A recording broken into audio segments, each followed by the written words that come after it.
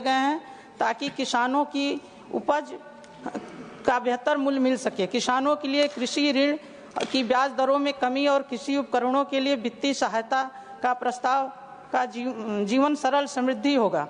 महोदय, यह बजट शहरी और ग्रामीण क्षेत्रों के बीच का अंतर को समाप्त करने का दिशा में अहम कदम है। ग्रामीण क्षेत्रों में रोजगार सृजन, कृषि क्षेत्र और समृद्धि, शहरी क्षेत्रों में आधारभूत संरचना के देश भर का विकास होगा। सरकार ने ग्रामीण विकास के लिए विशेष योजनाएं की घोषणा की, जिसमें वहां के नागरिकों को बेहतर जीवन स्तर बढ़ेगा।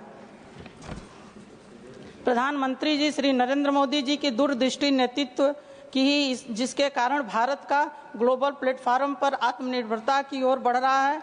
मोदी जी की नीतियों केवल हमारी आंतरिक अर्थव्यवस्था को मजबूत करती है, बल्कि वैश्विक प्रतिस्पर्धा में भी इसे बेहतर स्थान दिलाती है। महोदय, प्रधानमंत्री जी के आत्मनिर्भर भारत की संकल्पना का बजट है, मजबूती है। इसमें हमारा देश आने वाले वर्षों में आर्थिक महाशक्ति बनेगा। वित्त मंत्री जी का भारत का अर्थव्यवस्था को मजबूत प्रदान करना, सुधारों की दिशा में कार्य किया गया है। उनकी मेहनत की नीतियों के कारण हमारे देश की वैश्विक मंदी के बावजूद भी अपनी अर्थव्यवस्था को सशक्त बनाए रखा है। 25-26 के बजट में उनके द्वारा किए गए ऐतिहासिक निर्णय भारत को ऊंचाइयों तक ले जाएगा। सभी वर्गों में सहायता प्राप्त होगी। महोदय, मोदी सरकार का बजट है, ऐतिहासिक बजट की ओर एक कदम बढ़ाया है। हर योजना में छुपा समर्पण देश को नई दिशा दिखाया, आर्थिक समृद्धि का आधार बना, गरीबों का साथ बढ़ाया। विपक्ष का विरोध निरर्थक था, देश ने विकास की राह अपनाया। सभापति महोदय, इस बजट में भारत के समग्र विकास की ओर मोदी सरकार का एक बजट और मजबूत स्थिर रास्ता तैयार किया गया है। इस बजट में विकास के तेजी लाना, समावेशी विकास सुनिश्चित करना, निजी क्षेत्रों में निवेश बढ़ाना, घरेलू मानवभाव उल्लास का, मध्यम वर्गीय सबको साथ लेके चलना। आदरणीय सभापति महोदय, मैं इस सदन के माध्यम से यह बताना चाहती हूं कि विपक्ष दिल्ली से सीखे। दिल्ली की जनता ने हमारे प्रधानमंत्री जी को अपना आशीर्वाद दिया है और विपक्ष को करारा जवाब दिया है। विपक्ष की आदरणीय श्री नरेंद्र मोदी जी की नीतियों से सीखे और समझे। हमारे मोदी जी देश के लिए देव पुरुष हैं। एक पंक्ति है, जनता के दिल में वही रहता है जो जनता के मन की बात करता है।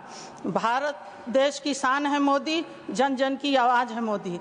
इस अच्छे बजट का हम समर्थन करते हैं। धन्यवाद। Now, Mr. R. Girirajan, you had missed your turn, but since chairman has allowed you, you can speak. Mr. R. Girirajan, will you speak in Tamil? Okay. Sir, thank you, Mr. Chairman. Sir, I would like to recall in 2019, when our Honorable Finance Minister presenting this budget, quoting from Pronanuru, which is an advice to Pandya King Ariyudai Nambi. From 2020, she regularly quoted Thirukural in her budget speech. But this time, 2025, no Thirukural, no Pronanuru. But she quoted one Telugu poet, Desamte Mattikadu, Desamte Manishulu. Is this government really think about the people? No. They think about some billionaires of this country. 1% of our population controls 22.6% of the income, and wealth is 40.1%. Sir, our Tamil Nadu government contributing GDP to this country 9.04%, and what we are getting by way of devolution in only 4.8%. The 14th Finance Commission has recommended for 42% of tax devolution to states. The 15th Finance Commission has reduced to in 41%, but actual devolution is only 32%. Sir, I have no jealousy on any other state government of this country. In this budget on 1/2/2025, in the half an hour since the speech began, our Honorable Finance Minister Tamil Mahal mentioned 4 times for new schemes for Bihar only, but not even a single time uttered in the name of Tamil Nadu in the entire budget. Sir, the Uttar Pradesh government contributing GDP 8.19%, but they are getting devolution 17.94%. Bihar contributing 2.7% and getting back devolution 10.8%. Sir, we contribute more and we are not getting proportionate devolution. This is a stepmother treatment of this union government of Tamil Nadu. Finance Minister Madam, Tamil Nadu desam de mattigadu, Tamil Nadu desam also have manishilu. Why this discrimination? Why this stepmother treatment? Because we are opposition. Despite we are ruling better than this ruling union government, we can say proudly. Sir, for education, this union government allocation is only 2.5% of total expenditure. But our Tamil Nadu government allocating 13.6% of total expenditure. Enrollment of students in higher education, national average is 27%. On Tamil Nadu, we have 47%. Even despite of devolution partiality of this union government, denying to release Samaskara Shiksha Abhiyan funds of rupees 2,152 crore, despite of several requests made by state government of Tamil Nadu. Why this denial? You are compelling to sign PMC scheme. Why they were compelling to sign PMC scheme, which imposing in the honors? We won't accept. This is the linguistic terrorism imposed on state government. Because of this attitude of this union government, 40 lakhs Tamil Nadu students are suffering now.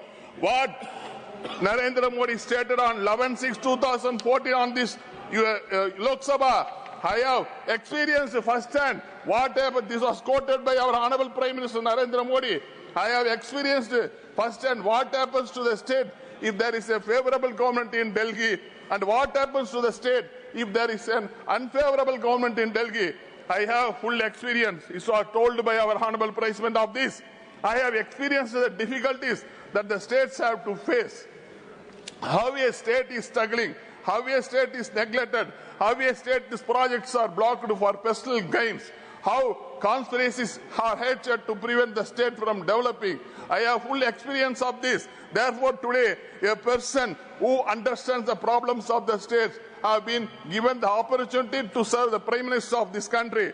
I am one who knows this pain. It was told by our Honorable Prime Minister, Mr. Narendra Modi ji. That's why he assured on the House that we will function, we will definitely find a solution on this. It was stated by our Honorable Prime Minister. This was originally he was changed his attitude. No. Still, this government has wantonly merged the railway budget with union budget. But Honorable Finance Minister not uttered railways anywhere in this budget. Sir, this budget not allotted funds to speedy completion of the construction of AIIMS at Madurai in Tamil Nadu. This budget not allotted funds for the construction of Greenfield Airport at Parandur in Tamil Nadu. Sir, this budget not allotted adequate funds to develop road infrastructure on national highways in Tamil Nadu. This budget not allotted funds for expansion of Madurai Airport as well as the establishment of the airports at Vellore, Neyveli. This budget never allotted a single naya paisa to Tamil Nadu's development. Thank you, sir. Mr. Madan Rathore. धन्यवाद उपसभापति जी। अभी budget पर मैं विपक्षी साथियों को सुन रहा था और जिस समय देश के प्रधानमंत्री आदरणीय नरेंद्र भाई मोदी जी ने 2014 में सत्ता संभाली, उस समय की स्थिति क्या थी और आज क्या स्थिति है, मैं थोड़ा विपक्षी साथियों को बताना चाहूँगा। देखिए, उस समय भ्रष्टाचार चरम पर था और यही नहीं, बैंकों से टेलीफोन से पैसे उठा दिए गए, रात को भी बैंक खुलवा करके। इस प्रकार की अव्यवस्था थी, पूरी चरमराई हुई अर्थव्यवस्था। और उसके बाद में देश के प्रधानमंत्री जी ने जो संभाला और कितना परिवर्तन आया, ये मैं थोड़ा बताना चाहूँगा। देखिए, यूपीए सरकार में फॉरेक्स रिजर्व $304 बिलियन था, जो आज $642 बिलियन है। Will you authenticate? और यही मुद्रा स्फीति उस समय 8.2 थी, आज 5.2 है। ऑथेंटिकेट करेंगे। FBI निर्माण क्षेत्र में $98 बिलियन था, अभी $165 बिलियन है। इंटरनेट कनेक्शन आप इसको ऑथेंटिकेट करेंगे, ऑथेंटिकेशन लेना इनका, इसको ऑथेंटिकेट करोगे? क्या हुआ? ऑथेंटिकेट कर देना आप इसको। 25 करोड़ था, हाँ मैं कर दूं, अभी 97 करोड़ है। यही नहीं, आप परमाणु ऊर्जा क्षमता उस समय 4780 मेगावाट थी, अभी 8180 मेगावाट है। मोबाइल निर्माण के मामले में उस समय केवल 2 इकाई थी, आज भारत दुनिया का सबसे बड़ा मोबाइल फोन निर्माता बन गया है। एक्सपोर्ट के मामले में $466 बिलियन था, जो आज $777 बिलियन है। मेडिकल कॉलेजेज उस समय 387 थी, आज 706 है।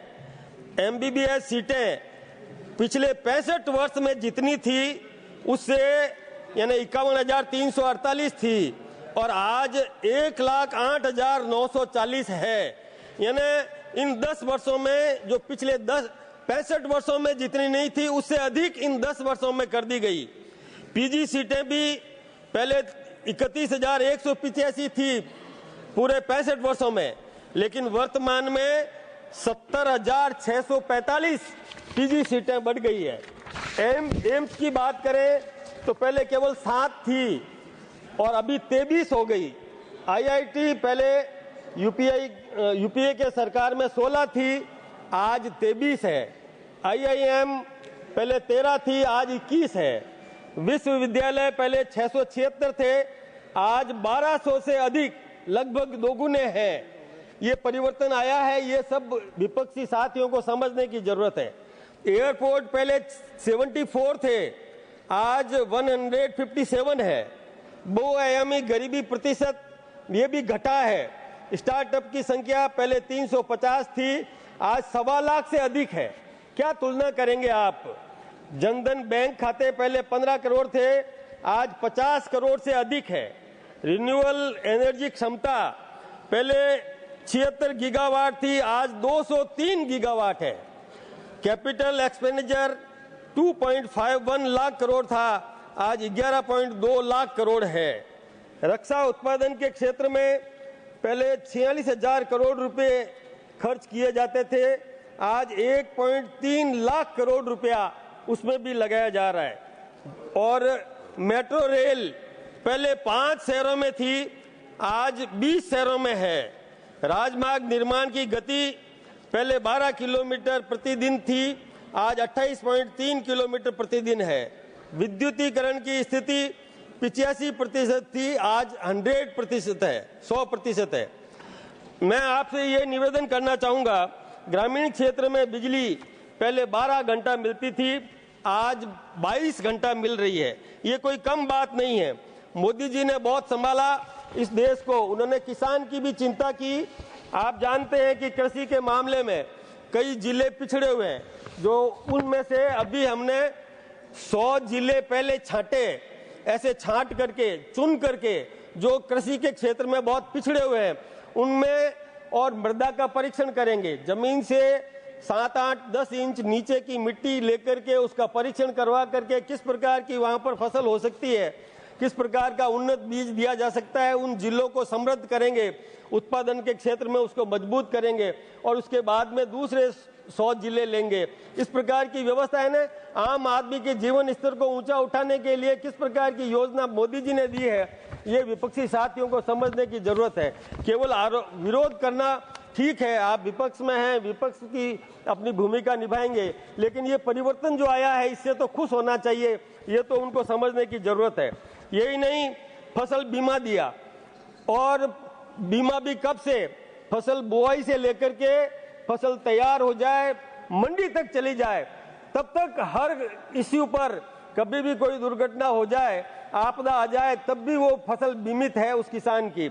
यही नहीं, ई नाम योजना दी, ई नेशनल एग्रीकल्चर मार्केट, किसान अपनी फसल को और कहीं पर भी अपनी मंडी में रजिस्ट्रेशन करवाने के बाद में दुनिया के हिंदुस्तान के किसी भी क्षेत्र में वो अपनी फसल बेच सकता है। इस प्रकार की व्यवस्था दी, ऋण सुविधा दी, क्योंकि फसल एक साथ मार्केट में आती है तो भाव घट जाते हैं, तो उस फसल को और गोदाम में रखने के बाद और वो कहीं भी बेच सकता है। किसान क्रेडिट कार्ड में 3 लाख से 5 लाख किया, MSP बढ़ाई, मिनिमम सपोर्ट प्राइस बढ़ाया।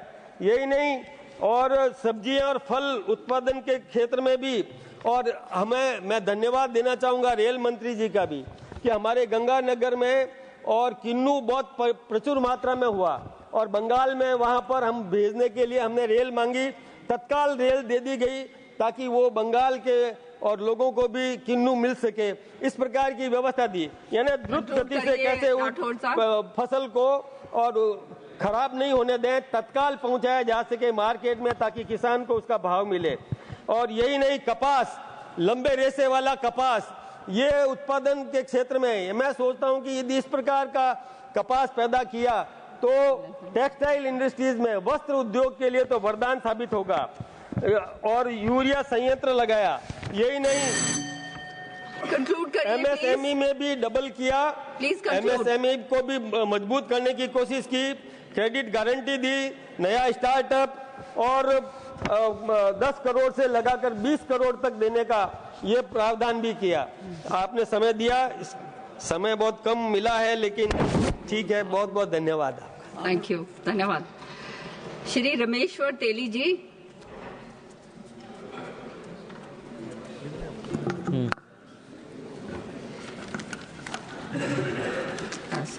माननीय सभापति महोदय, मैं अपनी मातृभाषा असमिया में बोलना चाहता हूँ।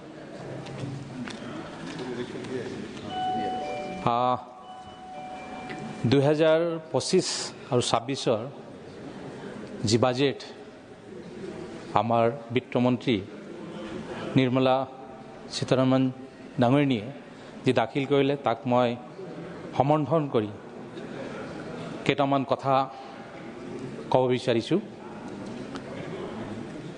निर्मला सीतारमण डांगरीनी प्रथम एनेका वित्तमंत्री जे 8 बार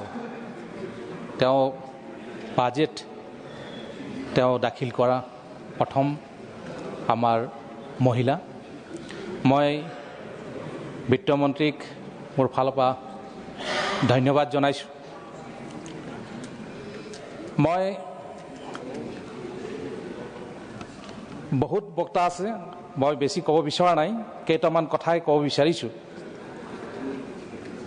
এই বাজেটখন তৈয়াৰ কৰোঁতে সকলো ফালৰ পৰা চিন্তা চৰ্চা কৰি বাজেটখন দাখিল কৰা হৈছে আৰু নিশ্চয় এই বাজেটত এটা বিষয় মই খুব মোৰ অন্তৰত চুই গৈছে আৰু সেইকাৰণে মই কৈছিলোঁ যে মই বাজেটত 2 মিনিট হ'লেও মোৰ বক্তব্য মই ৰাখিম। মই ডিব্ৰুগড় লোকসভাৰ মই সাংসদ আছিলোঁ আৰু সাংসদ হৈ থাকোঁতে মোৰ যি নামৰূপ সাৰ কাৰখানা, এই সাৰ কাৰখানাটো বিভিন্ন ব্যক্তি, বিভিন্ন অনুষ্ঠান প্ৰতিষ্ঠান, বিভিন্ন জনৰ ডিমাণ্ড আছিল নামৰূপ সাৰ কাৰখানা হ'ব লাগে। আৰু ময়ো 10 বছৰ সাংসদ হৈ থাকোঁতে ময়ো এই বিষয়টো বহুতবাৰ আমাৰ পাৰ্লিয়ামেণ্টত মই উঠাইছিলোঁ, কিন্তু সম্ভৱ নহ'ল। কিন্তু এইবাৰ 2025-26 বাজেটত ইতিমধ্যে নামৰূপ সাৰ কাৰখানাৰ কথা উল্লেখ কৰা হৈছে। নামৰূপত সাৰ কাৰখানা হ'ব, তাৰ বাবে নিশ্চয় মই যথেষ্ট সুখী আৰু সেইকাৰণে 12.7 লাখ মেট্ৰিক টনৰ যি বাৰ্ষিক ক্ষমতাৰ এই উদ্যোগটো স্থাপন হ'ব। মই বিশেষভাৱে মই ভাৰতৰ প্ৰধানমন্ত্ৰী নৰেন্দ্ৰ মোদী ডাঙৰীয়াক মোৰ ফালৰ পৰা ধন্যবাদ জনাইছোঁ। মই ধন্যবাদ জনাইছোঁ আমাৰ ফাৰ্টিলাইজাৰ মন্ত্ৰী আমাৰ JP নড্ডা ডাঙৰীয়াক ধন্যবাদ জনাইছোঁ। মই ধন্যবাদ জনাইছোঁ আমাৰ বিত্তমন্ত্ৰী নিৰ্মলা সীতাৰমণজীক। মই ধন্যবাদ জনাইছোঁ আমাৰ অসমৰ লোকপ্ৰিয় মুখ্যমন্ত্ৰী ডক্টৰ হিমন্ত বিশ্ব শৰ্মা ডাঙৰীয়াক। আজি হিমন্ত বিশ্ব শৰ্মা ডাঙৰীয়াৰ প্ৰচেষ্টাতে এই নামবোৰ ফাৰ কাৰখানাখন হৈছে। কাৰণ আপোনালোকক জনাব বিচাৰিছোঁ যে এই নামবোৰ ফাৰ কাৰখানাৰ 40% শ্বেয়াৰ অসম চৰকাৰ থাকিব বুলি ইতিমধ্যে মই গম পাইছোঁ। তো মই এই চাৰিজন ব্যক্তিক ব্যক্তিগতভাৱে এই সদনৰ যোগেদি মই ধন্যবাদ জনাইছোঁ। এই বাজেটত বহুত কথা কোৱা হৈছে। বাজেট বিৰোধী পক্ষৰ ফালৰ পৰা কিছুমান নেগেটিভ কথাও কোৱা হৈছে। কালি এজন বক্তাই কৈ আছিল যে ট্ৰেইনত খানাত খৰচ পোৱা যায়, এনেকুৱা অৱস্থাত এই ৰেল বিভাগ চলি আছে। হয়তো কংগ্ৰেছৰ দিনত চলা ট্ৰেইনত তেওঁ চলিছিল, সেইকাৰণে এই কথাটো তেওঁ কৈছে। কিন্তু আজিৰ তাৰিখত তেওঁ হয়তো ট্ৰেইনত উঠিছে নাই ক'ব নোৱাৰোঁ। এতিয়া বন্দে ভাৰত নিচিনা ট্ৰেইন ইতিমধ্যে চলিবলৈ আৰম্ভ কৰিছে। নিশ্চয় মই অনুৰোধ জনাইছোঁ সেই সাংসদজনক এবাৰ বন্দে ভাৰত ট্ৰেইনতো উঠি এবাৰ চাব লাগে যে বন্দে ভাৰত ট্ৰেইননো কেনেকুৱা ট্ৰেইন। তেনেকৈ এখন চৰকাৰ ইতিমধ্যে আমাৰ ভাৰত চৰকাৰ ৰেল বিভাগে কাম কৰিছে। অসমৰ কাৰণে যথেষ্ট কাম হৈছে। অসমৰ আমাৰ বিদ্যুতীকৰণ কৰা হৈছে, নতুন নতুন ট্ৰেইন দিয়া হৈছে। মই ধন্যবাদ জনাইছোঁ আমাৰ ৰেল মন্ত্ৰী ডাঙৰীয়াক। নিশ্চয় এই বাজেটত কোৱা হৈছে যে কিষাণ ক্ৰেডিট কাৰ্ড আগত 3 লাখ টকালৈ দিয়া হৈছিল, এতিয়া 5 লাখ টকালৈ দিয়াৰ কাৰণে ইতিমধ্যে এই বাজেটত কোৱা হৈছে। নিশ্চয় ইয়াৰ যোগেদি আমাৰ খেতিয়কসকলে যথেষ্ট উপকৃত হ'ব। আমাৰ অসমত আমি খেতিৰ ওপৰত যথেষ্ট আমি গুৰুত্ব দিওঁ আৰু নিশ্চয় এই কিষাণ ক্ৰেডিট কাৰ্ডৰ যোগেদি আমাৰ খেতিয়কসকল উপকৃত হ'ব। ঠিক তেনেকৈ আগতে আমাৰ বেতনভোগী যিসকল ব্যক্তি আছিল তেওঁলোকে এই টেক্স যিটো আছিল এই টেক্সটো 12 লাখলৈকে ইতিমধ্যে দিব নালাগে, তেনেকুৱাও ব্যৱস্থা কৰা হৈছে এই আমাৰ বাজেটত। মই ধন্যবাদ জনাইছোঁ আমাৰ বিত্তমন্ত্ৰীক। তাৰোপৰি ইতিমধ্যে আপোনাক গম পায় যে আমি 80 কোটি মানুহক ইতিমধ্যে ফ্ৰীত আমি ৰাচন দিয়াৰ ব্যৱস্থা কৰিছোঁ। এনেকৈ অনেক কথা কোৱা হৈছে। মই ধন্যবাদ জনাইছোঁ আমাৰ বিত্তমন্ত্ৰীক আৰু এই বাজেটক সমৰ্থন কৰি মোৰ বক্তব্য সামৰণি মাৰিছোঁ। Thank you. Mrs. Kavita Patidarji, not present. उपसभापति महोदया, आपने मुझे बोलने का अवसर दिया।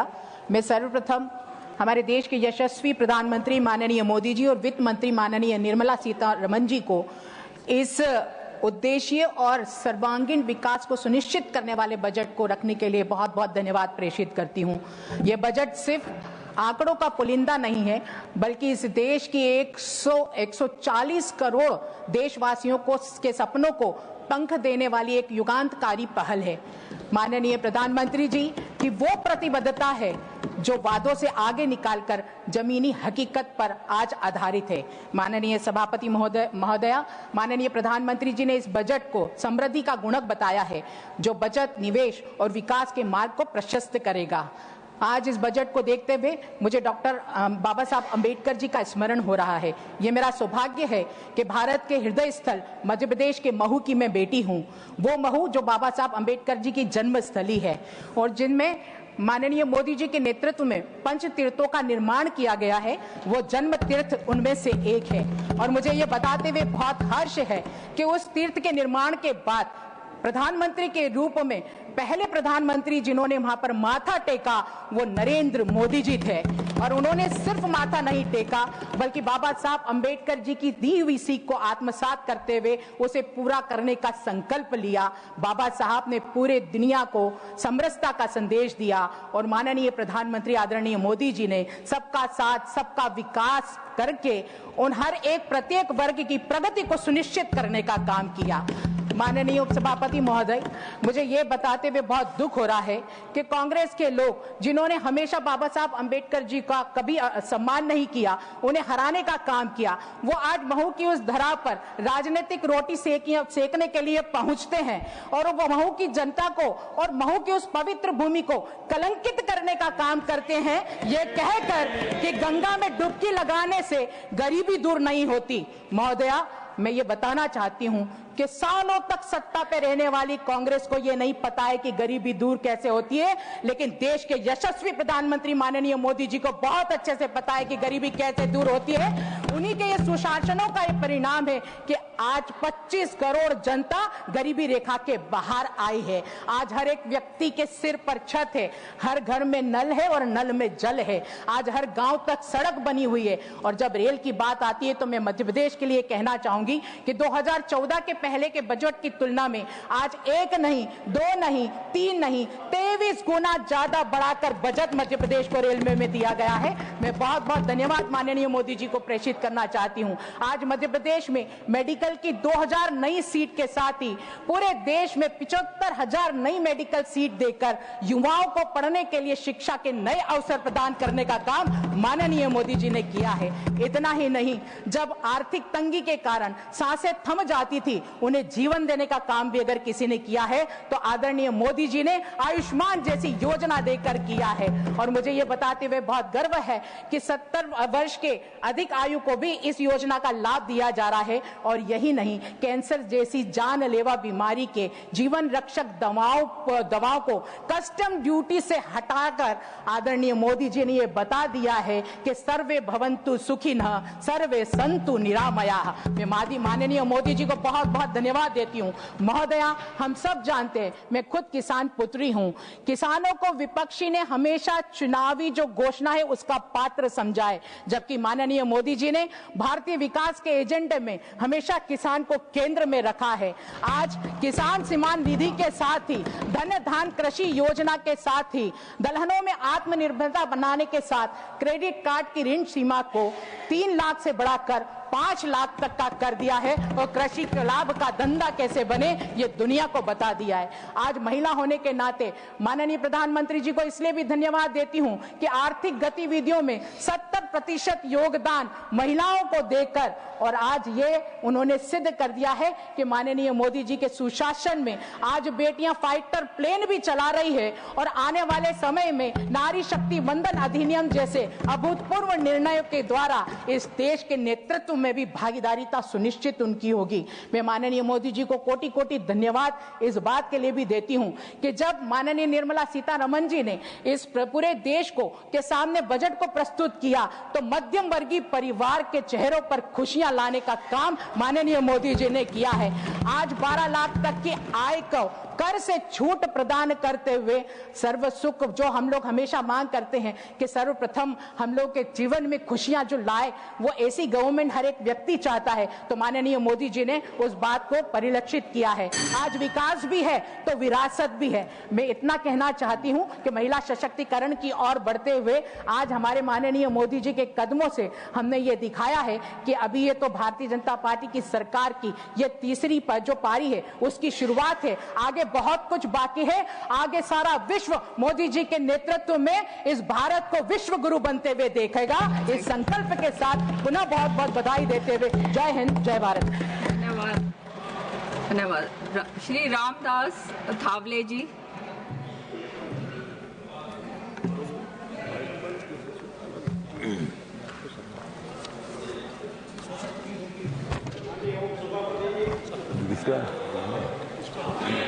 नहीं, आप बैठिए। नहीं ठीक है, आप आप बोलिए रामदास जी। आदरणीय मैडम, 2025-26 का ये बजट 2025-26 का ये है नहीं है खाली बजट, ये तो है नरेंद्र मोदी जी के विकास का आईना। ये खाली नए बजट, ये तो है नरेंद्र मोदी जी के विकास का आईना। ये बजट सुनकर परेशान हो जाएगा चाइना। माननीय खड़गे जी, मत छेड़ो नरेंद्र मोदी जी के नैना। माननीय खड़गे जी, मत छेड़ो नरेंद्र मोदी जी के नैना, नहीं तो 2029 में भी हो जाएगी आपकी दैना। इस बजट से खुश है मैन कॉमन, इस बजट से खुश है मैन कॉमन, क्योंकि अच्छा बजट देने वाली अर्थ मंत्री है निर्मला सीतारमण। बजट से अब देश में रहेगा अमन। इस बजट से देश में रहेगा अमन, क्योंकि बहुत ही स्ट्रांग है हमारी अर्थ मंत्री निर्मला सीतारामन।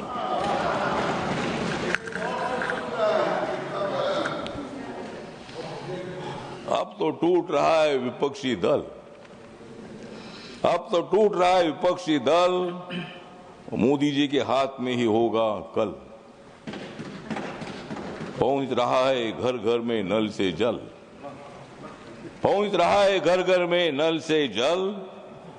मोदी जी ही निकाल सकते हैं समस्या का हल।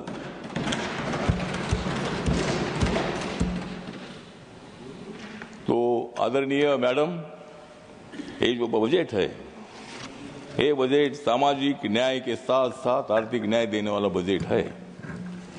ये बजट नीचे का आदमी, मिडल आदमी और ऊपर का भी आदमी, ये बजट जो है, बजट बीजेपी का आदमी हो, कांग्रेस का आदमी हो और कोई भी पार्टी का आदमी हो, सबके लिए बजट है। मध्य प्रदेश के लिए भी है, कर्नाटक के लिए भी है, वेस्ट बंगाल के लिए भी है, असम के लिए भी है, हमारे महाराष्ट्र के लिए भी है। ये बजट इतना इम्पोर्टेंट है कि सभी वर्गों को न्याय देने की कोशिश इस बजट में हो गई है। और इसीलिए इस बजट से जाग गई है गांव-गांव की गली, इस बजट से जाग गई है गांव-गांव की गली। बिना मतलब मत उड़ाओ हमारे बजट की खिल्ली। बजट से मोदी जी की पूरे देश भर में हो रहे बल्ली बल्ली। इस बजट से मोदी जी की हो रही है सारे देश में बल्ली बल्ली। विरोधी दलों की टूट रही है कल्ली कल्ली। जो नेता होता है विकासवादी, जो नेता होता है विकासवादी, उनका नाम है नरेंद्र मोदी।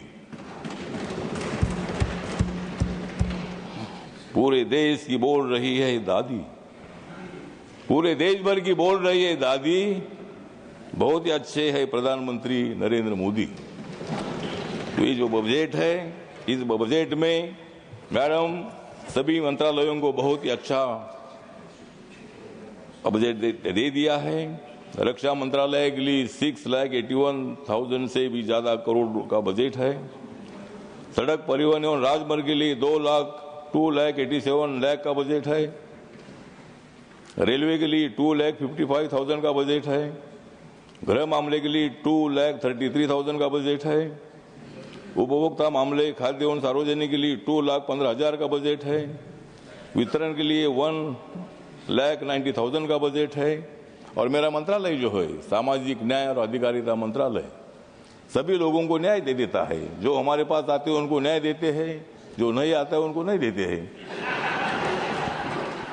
तो जिनको न्याय चाहिए वो हमारे पास आते हैं। और मेरे मंत्रालय का बजट सोशल जस्टिस एम्पावरमेंट का 1,68,478 इतना बड़ा बजट मेरे मंत्रालय का है। ट्राइबल का बजट है 1,29,250 का बजट है। दलित हो, आदिवासी हो, नरेंद्र मोदी जी का ध्यान सबकी तरफ होता है। नरेंद्र मोदी सबको देखते हैं।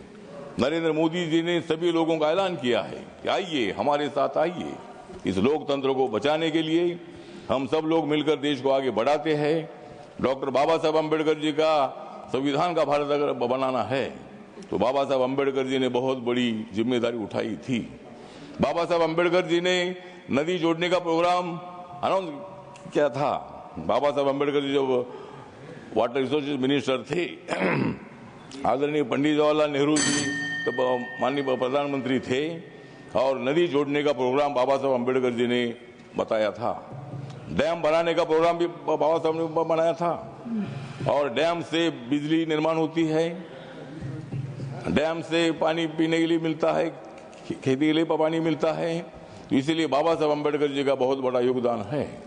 और इसीलिए हम सब लोगों ने मिलकर देश को मजबूत करने के लिए हम सब लोगों को आगे बढ़ने की आवश्यकता है। या शिक्षा के लिए 1,08,000 का बजट है। संचार के लिए 99,000 का बजट है। स्वास्थ्य मंत्रालय के लिए 99,000 का बजट है। जल शक्ति के लिए 96,000 का बजट है। और इसीलिए मतलब मुझे लगता है कि देश भर में 10 सालों में जनधन योजना के 51 करोड़ से ज्यादा अकाउंट खुले हैं। मुद्रा योजना के कम से कम 56 करोड़ लोगों को मतलब लोन में मिला है।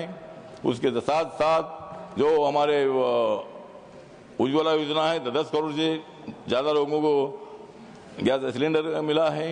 4 करोड़ लोगों को आवास में मिला है, गरीबों को पक्का मकान मिला है और 12 करोड़ से ज्यादा लोगों के घर में शौचालय पहुंचा है। ये सब काम हुआ है। कांग्रेस के कार्यकाल में आपने काम किया है। आदरणीय तो सोनिया जी इधर आई है और मैं भी आपके साथ रहा हूँ। मैं कई साल मैं आपके साथ रहा हूँ। आज मैं नरेंद्र मोदी जी के साथ हूँ और मैं अभी इधर ही रहने वाला हूँ। उधर आने का विषय नहीं है और इसीलिए नरेंद्र मोदी जी का जो बजट है, निर्मला सीतारमण जी ने जो बजट दिया है, ये बजट बहुत ही स्ट्रांग बजट है, बहुत एक्टिव बजट है। धन्यवाद। निर्मला जी हमारी एक महिला है, महिला अर्थमंत्री है और नरेंद्र मोदी जी सबको न्याय देते हैं। नरेंद्र मोदी जी ने राष्ट्रपति दलित समाज का बनाया। माननीय नरेंद्र मोदी जी ने राष्ट्रपति आदिवासी समाज का बनाया। नरेंद्र मोदी साहब ने मुझे मंत्री बनाया। मेरे मंत्रालय का, मेरे पार्टी का, रिपब्लिकन पार्टी का एक भी मेंबर ऑफ पार्लियामेंट नहीं है। मेरे पार्टी का आदरणीय सभापति जी, मेरे पार्टी का एक भी मेंबर नहीं है। मेरे पार्टी का एक भी मेंबर नहीं है, उसके बावजूद भी मुझे मंत्री बनाया है। मैं तीसरी बार मंत्री बना हूँ। मैं तीसरी बार मंत्री बना हूँ, आप तो पहली बार बने हैं और इसीलिए मतलब मुझे 3 बार मंत्री बनने का मौका मिला है। और मोदी साहब बाबा साहब को मानते हैं। बाबा साहब के सभी मेमोरियल काम पूरे किए हैं। उसके लिए जितना भी बजट चाहे उतना बजट दे दिया है। मुंबई में बाबा साहब अम्बेडकर जी का एक मेमोरियल बन रहा है अध्यक्ष महोदय, और वहाँ कम से कम 1200 करोड़ से ज़्यादा मतलब मेमोरियल बन रहा है हिंदू मिल का। और वहाँ उसका बाबा साहब का स्टैच्यू जो है वो 350 फीट का है। और इसीलिए बाबा साहब अम्बेडकर जी के जो मोशन है, बाबा साहब अम्बेडकर का जो विजन है, उसको पूरा करने के लिए जरूर हम सब लोग काम कर रहे हैं। और इसीलिए इस बजट का समर्थन करने के लिए और मैं मतलब जो हमारी एनडीए है, एनडीए को मजबूत करने के लिए हम लोग आगे बढ़ रहे हैं। जरूर हमारी सीटें कम आई है, लेकिन इस वक्त कम आई है। अगले बार हम 400 तक पहुंचेंगे और आपकी सीटें कम होती जाएगी, हमारी सीट बढ़ती जाएगी और हम देश को विकास की दिशा में आगे ले जाने वाले हैं। और इसीलिए ये बजट जो है, ये बजट बहुत बड़ा सामाजिक न्याय का बजट है और इसीलिए इस बजट का मैं समर्थन करता हूँ। जय भीम, जय भारत, जय budget. Thank you. Honorable members,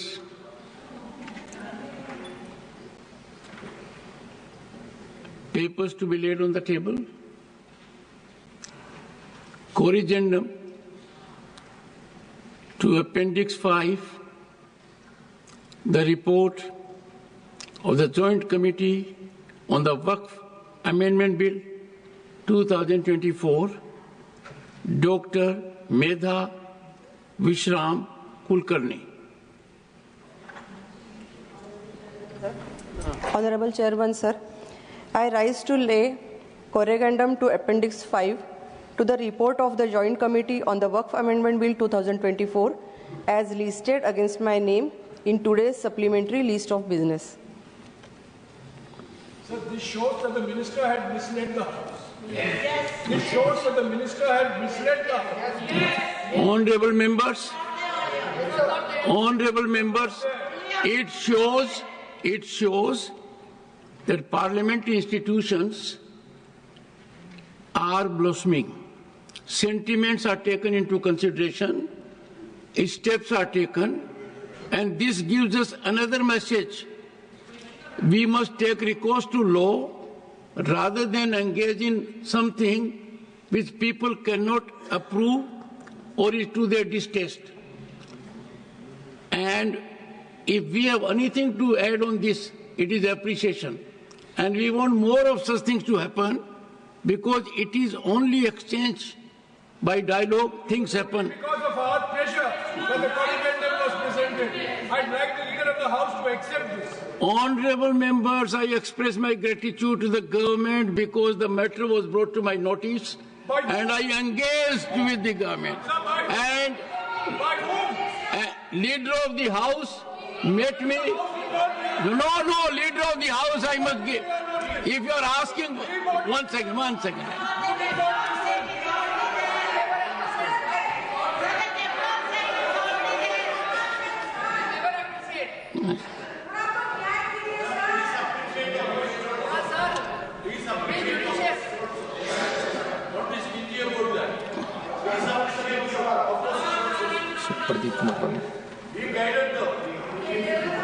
Honorable members, we have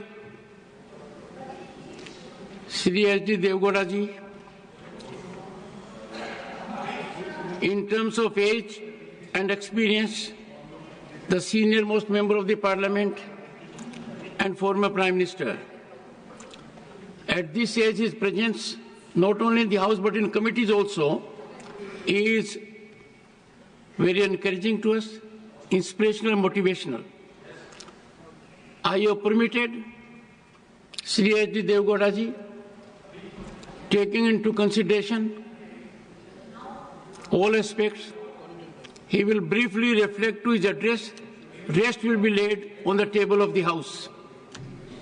Honorable Shri S.D. Devgowda address on the Union Budget 2025-26. Sir.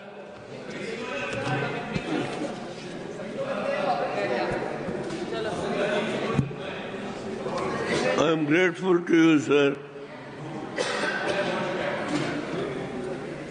I send the message that I am not keeping well. I will not attend today's Parliament. Having the sympathy, you said you lay the papers on the table of the House. Sir, Finance Minister has gone through a very issue. She has done her best to give the support to all sections of the society. It is not one section. All sections of the society have done your best to protect the interest of the people. I congratulate, and the Prime Minister also has one brochure has been prepared by the Prime Minister. I have gone through that, sir. This. All details have given.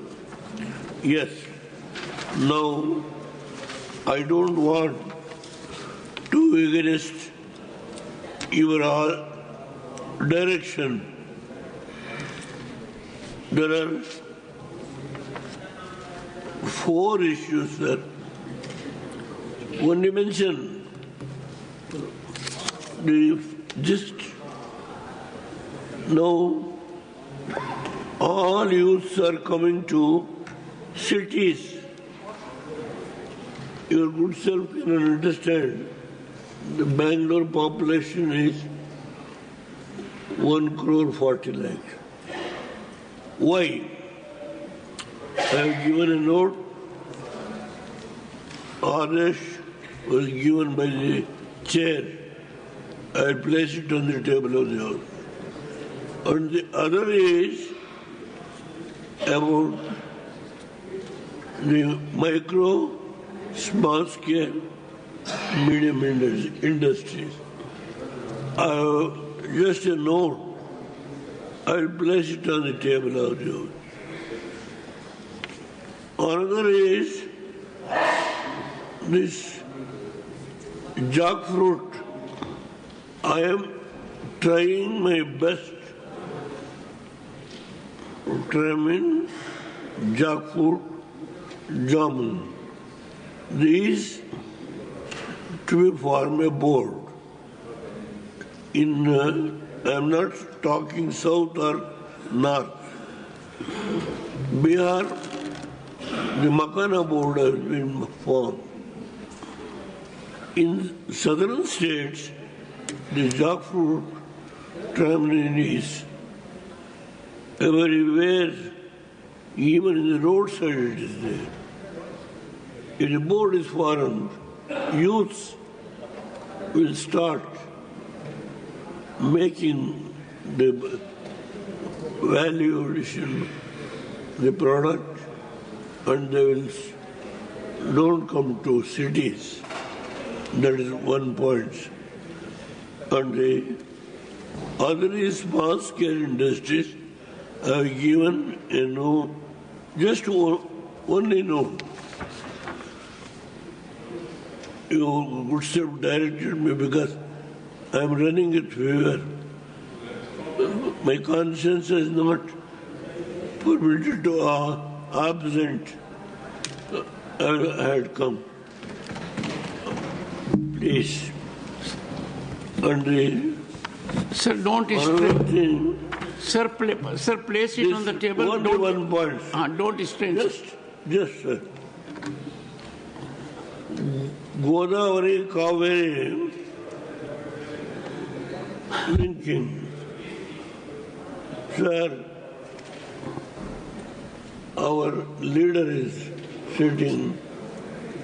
Drinking water is a problem. You know that. Bangalore city. Today, nearly 1,500 this water supply lorries, they are extracting, squeezing the poor people.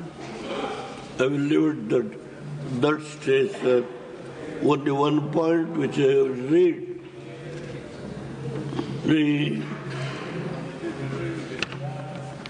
Honorable Finance Minister has said, after making the provision of rupees 1,400 crores in the Union budget of 2022-23, the plan of the project, the Honorable Union Finance Minister stated that in a budget speech that all the concerned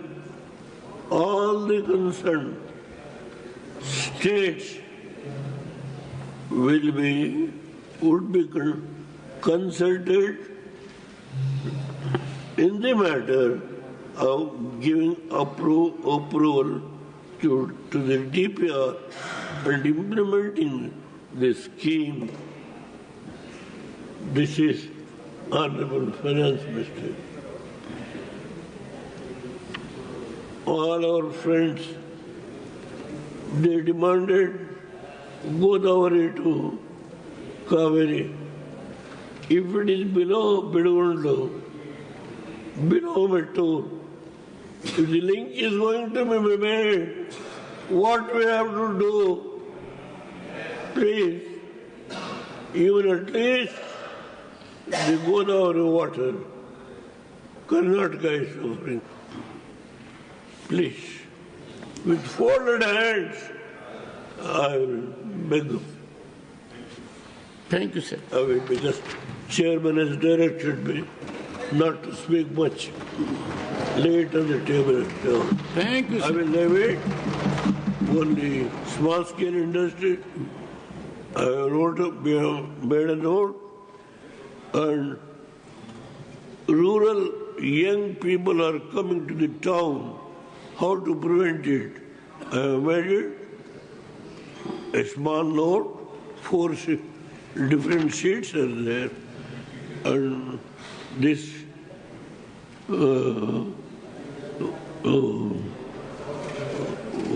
tamarind and this board to be formed, like Makana board. I have Thank you, made a note. I will keep it with your kind permission. You have understood my difficulty you asked me to lay it on the table, and I am grateful. Thank you, sir. Shri Pradeep Kumar Verma, and I will request the Leader of the House that his speakers that are remaining are from your party. We will have address of the Honorable Finance Minister at 4 p.m. बहुत बहुत धन्यवाद आदरणीय सभापति महोदय। आपने केंद्रीय budget 2025-26 पर चर्चा में भाग लेने का मुझे अवसर प्रदान किया है। मैं आदरणीय प्रधानमंत्री जी एवं माननीय केंद्रीय वित्त मंत्री श्रीमती निर्मला सीतारमण जी का हृदय से आभार व्यक्त करता हूं, जिन्होंने वित्त वर्ष 2025-26 के केंद्रीय बजट को विकसित भारत 2047 के लिए एक रोड मैप के रूप में प्रस्तुत किया है। आदरणीय प्रधानमंत्री श्री नरेंद्र मोदी जी के सभी वर्गों के समावेशी विकास के लक्ष्य एवं सबका साथ सबका विकास के दर्शन के प्रति प्रतिबद्धता को दर्शाता यह बजट माननीय वित्त मंत्री जी ने प्रस्तुत किया है। बजट में ग्रामीण समृद्धि के लिए कृषि, उद्यमिता और रोजगार सृजन के लिए एमएसएमई, बुनियादी ढांचे और नवाचार के लिए निवेश, आर्थिक वृद्धि के लिए निर्यात, इन 4 क्षेत्रों के विकास पर विशेष ध्यान रखा गया है। इस बजट का लक्ष्य प्रधानमंत्री जी के नेतृत्व में देश की विकास को गति देना, समावेशी विकास को सुरक्षित करना, मध्यम वर्ग की क्रय शक्ति बढ़ाना, निजी क्षेत्रों के निवेश को प्रेरित करना, सुगम बनाना एवं स्वदेशी उत्पादों को वैश्विक बाजारों में प्रतिस्पर्धी तरीके से लेकर जाना प्रमुख रूप से है। शून्य कर श्रेणी को 12 लाख तक बढ़ाकर एवं वरिष्ठ नागरिकों के लिए अर्जित ब्याज पर टीडीएस कटौती की सीमा 50,000 से बढ़ाकर 1 लाख कर मध्यम वर्ग की क्रय शक्ति बढ़ाने का कार्य इस बजट में किया गया है। आदरणीय उपसभापति महोदय, हम झारखंड के लोग बड़े सौभाग्यशाली हैं कि आदरणीय प्रधानमंत्री जी का हमारे प्रांत झारखंड पर विशेष ध्यान हमेशा से रहता है। उनके विगत 10-11 वर्षों के कार्यकाल में झारखंड का हर बार के बजट में विशेष ध्यान रखा गया है। जहां इसके पहले की जो विपक्ष की सरकार 2004 से 14 में कांग्रेस की सरकार थी, तो कुल टैक्स के कलेक्शन में से 56,090 करोड़ रुपए हस्तांतरण किए गए थे झारखंड को, जिसमें इस 2014 से लेकर 24 तक में 302% की वृद्धि करते हुए 2,26,444 करोड़ रुपए टैक्स से हस्तांतरण झारखंड को किए गए हैं। भारत सरकार के ग्रांट में भी 266% की वृद्धि हुई है। 2004 से 2014 में जहां 28,509 करोड़ का ग्रांट झारखंड को मिला था, वहीं ये बढ़कर के अब 1,04,373 करोड़ तक पहुंच गया है। तो ये दर्शाता है कि झारखंड पर विशेष रूप से आदरणीय प्रधानमंत्री जी का और बजट में माननीय वित्त मंत्री महोदया का ध्यान रहता है। रेलवे के लिए बजटरी एलोकेशन की बात जब हम करेंगे तो इसमें भी 16 गुना वृद्धि देखी गई है। 2009 से 14 में जहां 457 करोड़ का बजटरी एलोकेशन रेलवे के विकास के लिए झारखंड को हुआ था, वहीं 2024 से 25 में यह 7,302 करोड़ तक पहुंच गया है। झारखंड में नई रेल लाइनें बिछाने के 32 नए प्रोजेक्ट चल रहे हैं। कुल 3,070 किलोमीटर नई रेल लाइन 52,885 करोड़ की लागत से बिछाई जा रही है। 57 स्टेशन झारखंड के अमृत स्टेशन के रूप में विकसित किए जा रहे हैं।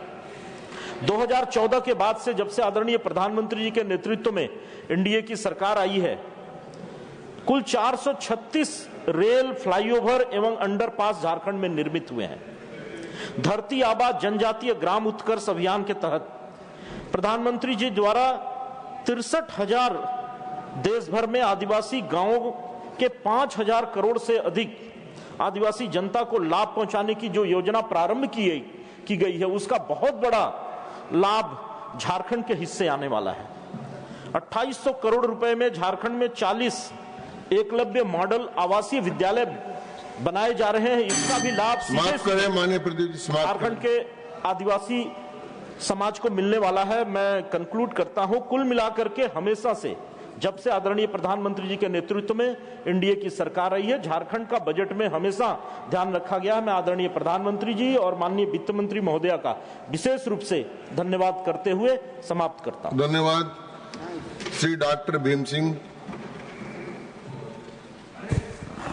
आ गया। आदरणीय उपसभापति महोदय, सक्षम सरकार की योग्य वित्त मंत्री आदरणीय श्रीमती निर्मला सीतारमण जी के द्वारा प्रस्तुत वित्तीय वर्ष 2025-26 के बजट के समर्थन में बोलने के लिए खड़ा हूं। इस बजट में वित्त मंत्री जी का ध्यान चारों तरफ गया है। पूरब हो, पश्चिम हो, उत्तर हो, दक्षिण हो, धरती हो, आसमान हो या समंदर हो, सर्वत्र उनकी निगाहें गई हैं और एक खाका प्रस्तुत किया है जिसे 2047 में अपना भारत विकसित देश निश्चित तौर पर बनेगा। बजट सर्वस्पर्शी है, सर्वसमावेशी है, सर्वगुण संपन्न है। इस बजट से विकास में तेजी आएगी। वह विकास एकांगी नहीं बल्कि समावेशी होगी, विकसित भारत की आधारशिला होगी। और अब जब देखेंगे तो हमारी सरकार जो सक्षम सरकार है और हमारे नेता जो विश्व नेता हैं, उनके नेतृत्व में हमारी सरकार लगातार बजट का आकार भी बढ़ा रही है। जब आदरणीय डॉक्टर मनमोहन सिंह जी, जिनका मैं आदर से स्मरण करता हूं, उनकी सरकार ने अपना जब अंतिम बजट पेश किया था 2013-14 का, तो बजट का आकार 16.5 लाख करोड़ था। 16.5 लाख करोड़। उसके बाद हमारी सरकार आई, बजट में लगातार वृद्धि हो रही है और आज यह बजट का आकार 50.65 लाख करोड़ रुपए हो गए। तिगुना से भी ज्यादा, यह तिगुना से ज्यादा वृद्धि हमारी सरकार ने किया। यह कैसे हुआ? यह कोई जादू से नहीं हुआ। यह हुआ है मोदी जी के दूरदृष्टि से, उनकी देशभक्ति से, कुशल वित्तीय प्रबंधन से। इन कारणों से आज हमारा देश दुनिया में एक शक्ति के रूप में उभर रहा है। दुनिया में आज जो राष्ट्रों का मान है, सम्मान है, वह केवल आर्म्स के पावर पर नहीं है, केवल शस्त्र और पर पावर पर ही नहीं है, शक्ति पर नहीं है। ये राजनयिक चल रहा है। जो पॉलिटिकल डिप्लोमेसी का स्थान आज इकोनॉमिक डिप्लोमेसी ने ले लिया है। हमारी सरकार भारत को एक राष्ट्र, आर्थिक रूप से संपन्न राष्ट्र बना रही है। इसलिए आज दुनिया में भारत की आवाज सुनी जा रही है। और यह कैसे हुआ? हमारी सरकार ने भ्रष्टाचार मुक्त शासन दिया। जहां पहले घोटाले पर घोटाले होते रहते थे, आज लगभग 10.5 वर्ष बीत गए हमारी सरकार के, कोई भी विपक्ष का भी कोई व्यक्ति हमारी सरकार के किसी मंत्री की ओर एक उंगली भी नहीं उठा सकता। यह बजट का परिणाम क्या होगा? इस बजट का परिणाम होगा गरीबी से मुक्ति, 100% स्कूली शिक्षा और सस्ती और सर्वसुलभ स्वास्थ्य सुविधाएं। यही तो चाहिए। शिक्षा हो, स्वास्थ्य हो, और इन सारे चीजों का परिणाम होगा कि एक हंसता हुआ भारत होगा। भारत के लोगों पर, लोगों के चेहरे पर मुस्कुराहट होगी। और इसके लिए हमारे वित्त मंत्री ने इंजनों की कल्पना की है, 4 इंजन। एग्रीकल्चर है, एमएसएमई है, इन्वेस्टमेंट है और एक्सपोर्ट है। इन चारों के लिए सेक्टर वाइज हमारे वित्त मंत्री ने प्रबंधन किया है और इसका फ्यूल होगा, ईंधन होगा, रिफॉर्म्स। महोदय, हमारी सरकार ने कृषि के लिए, एमएसएमई और इन्वेस्टमेंट के लिए विस्तार से किया है। मैं उस पर ज्यादा नहीं कहूंगा क्योंकि 5 मिनट का ही मुझे समय। मैं बिहार के बारे में कहना चाहूंगा क्योंकि समाप्त करें माननीय सदस्य, समाप्त करें डॉक्टर साहब। बिहार के बारे में कहना चाहूंगा। नहीं, अब समाप्त कर दें। 1 मिनट। श्री आदित्य प्रसाद, आप बंद करें।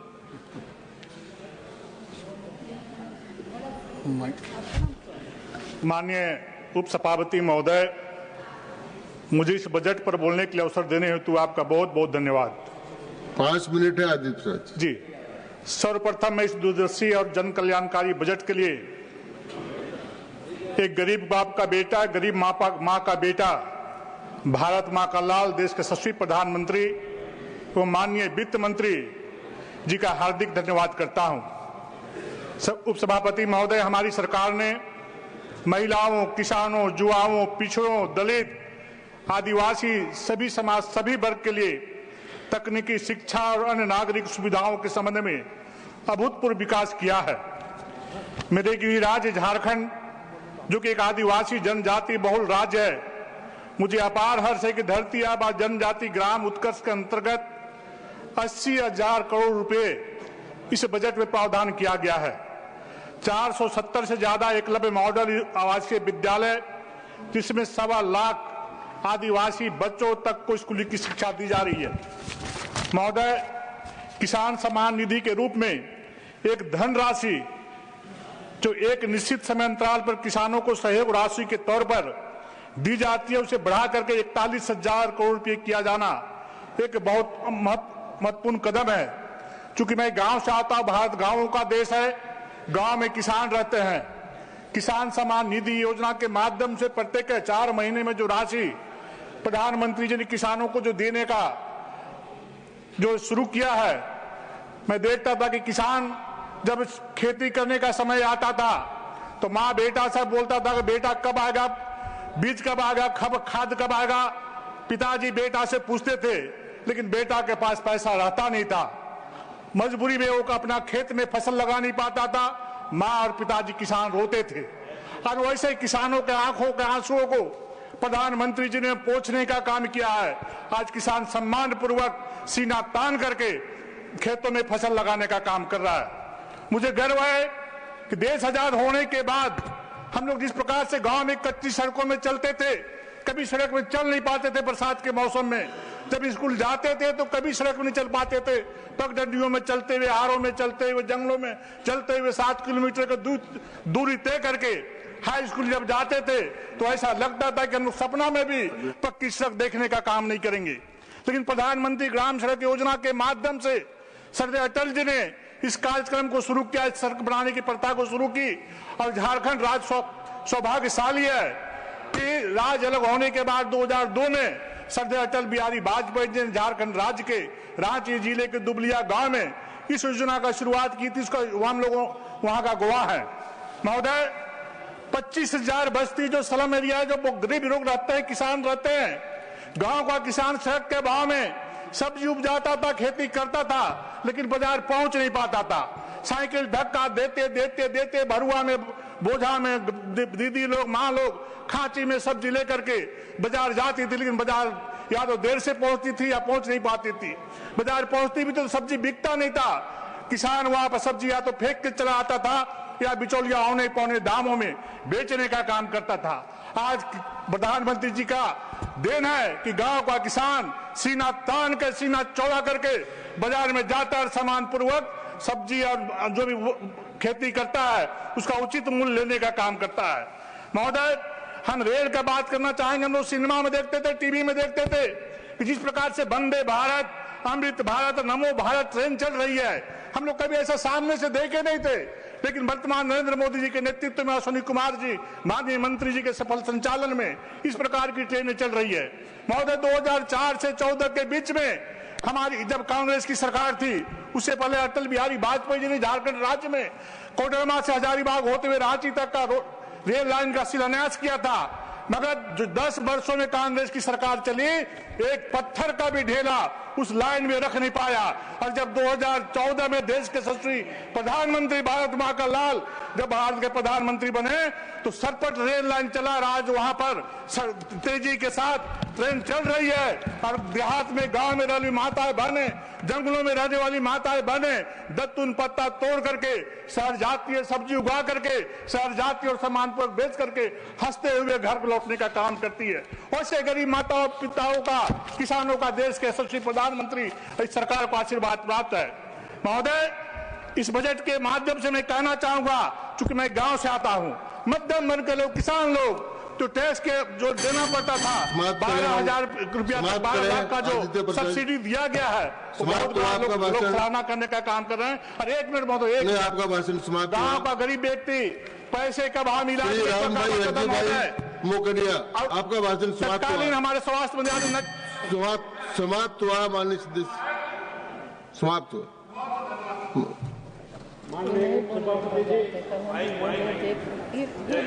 माइक चालू है। माननीय उप सभापति जी, मैं इस सदन में बजट के समर्थन में बोलने के लिए खड़ा हूं।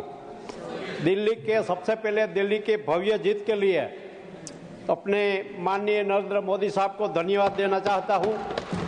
साथ साथ में हमारे नड्डा जी को भी मैं धन्यवाद देता हूं कि काफ़ी समय के बाद दिल्ली में बीजेपी का शासन आया, और बीजेपी के समर्पित कार्यकर्ता को भी धन्यवाद देता हूं कि पार्टी के लिए अच्छा काम किया।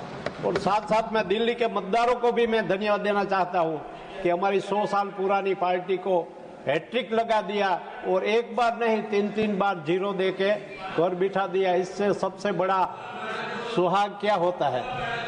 आज सुनो मेरी बात, मैं तेरी बात, आपकी बात सुनता हूं भैया। यह सर्वांगीण विकास का बजट है। ये बजट गरीब, महिला, किसान और युवा के लिए लक्ष्य में रख के बनाया गया है। इस बजट में लेदर इंडस्ट्री को, खिलौना उद्योग को विशेष भार देकर मेक इन इंडिया पर भार दिया है। महोदय, इस बजट में डिजिटल इंडिया पर विशेष भार दिया गया है। देश भर में 5G और AI उद्योग को बढ़ावा दिया जाएगा। इसके लिए बजट में जोगवाई प्रदान की गई है। महोदय, इस बजट में शिक्षा, कौशल और आरोग्य पर भी प्रावधान, विशेष आयुष्मान भारत योजना तहत आरोग्य बीमा कवच 5 लाख से बढ़कर 10 लाख तक की गई है, जिससे प्रत्येक समाज को लाभ मिलेगा। प्रत्येक जिला स्तर उपचार केंद्र स्थापित करने की घोषणा की है। कैंसर और असाध्य रोगों के उपचार के लिए प्रत्येक जिला स्तर के हॉस्पिटल में डे केयर से कैंसर सेंटर केंद्र प्रस्थापित किया जाएगा। शिक्षा में भार देते हुए इस बजट में नई शिक्षा नीति को बढ़ावा दिया है। ग्रामीण स्तर पर 100 नए स्मार्ट रूम बनाने लिए बना रहे हैं। सरकारी शाला में पढ़ने वाले बच्चों को वैज्ञानिक सोच को बढ़ावा देने के लिए 50,000 स्कूलों में अटल टिंकरिंग प्रयोगशाला स्थापित होगी। प्रत्येक जिले में एक मेडिकल कॉलेज स्थापित होगी, जिसके कारण 75,000 मेडिकल सीटें बढ़ावा मिलेगा। युवाओं को मेडिकल अभ्यास के लिए विदेश या तो अन्य स्टेट में नहीं जाना पड़ेगा। देश भर में 500 नए ITI प्रस्थापित होगी, जिसके कारण युवाओं में कौशल शक्ति बढ़ेगा। युवाओं को डिजिटल नौकरियों उपलब्ध होगी। सर, ये मोदी जी के शासन में कई साल से 80,000 करोड़ लोगों को अनाज मिल रहा है मुफ्त में। वो तो हम मोदी सरकार दे रही है कि, लेकिन हमारे ओपोजिशन वाले को वो भी खुजता है। वो खुद तो नहीं दे पाए कभी किसी को, गरीब लोगों को। अब इसको दे, इसमें भी विरोध कर रहे हैं। ये गलत बात है। ये नागरिक को मुफ्त अनाज मिल रहा है, वो भी मोदी साहब के हिसाब से मिल रहा है। 4 करोड़ गरीबी को प्रधानमंत्री आवास योजना का लाभ मिल गया है। 12 करोड़ परिवार को टॉयलेट मिला है। 55 करोड़ को जनधन खाते खोले गए हैं, 50 करोड़ लोगों को बीमा कवच से जोड़ गया है। और अभी नई बात ये आई कि 70 साल की उम्र के बाद कोई भी अमीर हो, गरीब हो, पिछड़े हो, अगड़े हो, जो हो, इसको 70 साल के ऊपर को सबको मुफ्त इलाज मिलने वाला है। यह सबसे बड़ी उपलब्धि भारत देश में है। फॉरेन में कहाँ भी ये सिस्टम नहीं है, वो मोदी साहब ने अमल किया। इसके लिए मैं मोदी साहब को भी फिर धन्यवाद देता हूँ।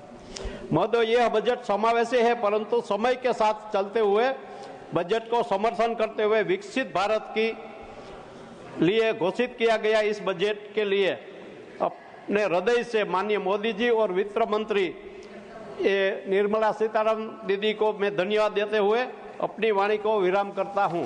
धन्यवाद। आभार। धन्यवाद। Honorable Minister of Finance to deploy the discussions. Honorable Minister.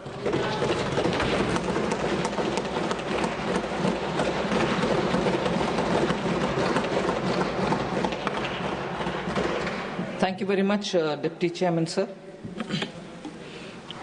I thank, I guess, more than 90 speakers. The last count when I entered this house was 88. Now I think subsequently 4 or 5 more have been added.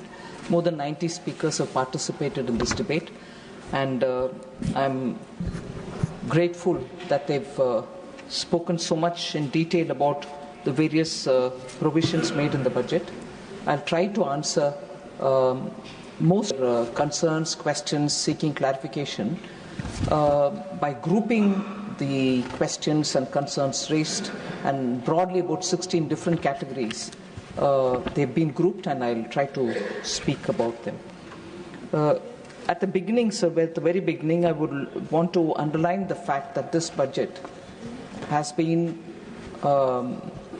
made during a very difficult time. The challenges, particularly the external challenges, are very, very severe, most of which are beyond even any projections or predictions.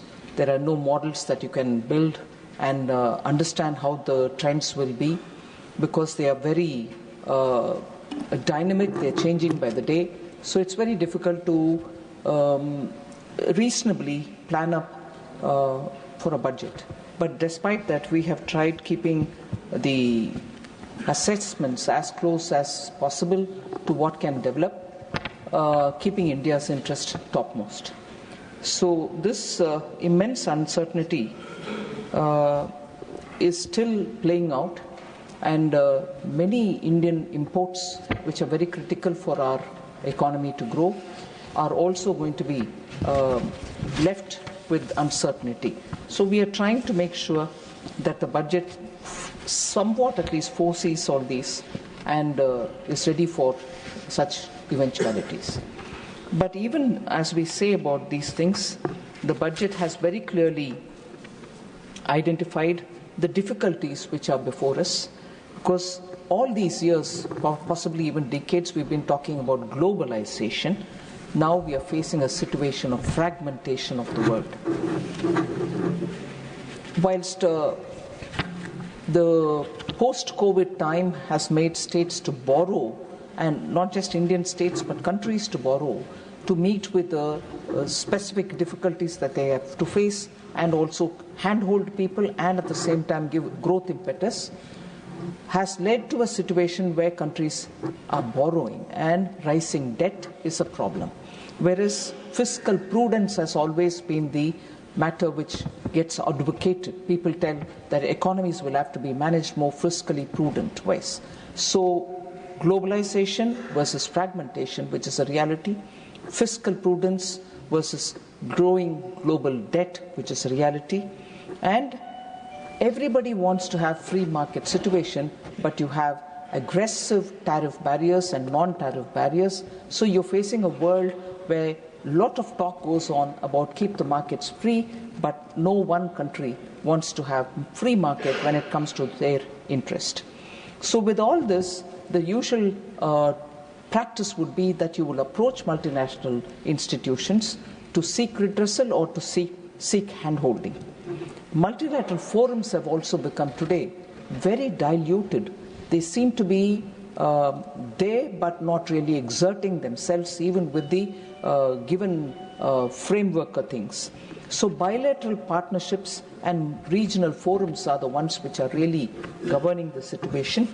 So much contrary to all those principles with which the world has moved in terms of an economic order, is all going through a major change.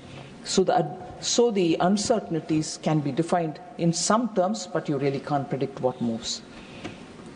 In this situation, the first advanced estimates from the NSO has said that India's economy will grow by 6.4% in real terms and about 9.7% in nominal terms. So the budget this year, we have kept our goals in such a way that we are able to accelerate growth, secure inclusive development, invigorate private sector investments, uplift household sentiments, and also to directly or indirectly enhance spending power of the Indian rising middle class. In all this, we have seen that there are 4 groups of people that if you touch and serve, the impact will be across the country: Garib, Youth, Annadata, and Nari. And therefore, every scheme that we have before us has something to bring in terms of benefits for these 4 large groups.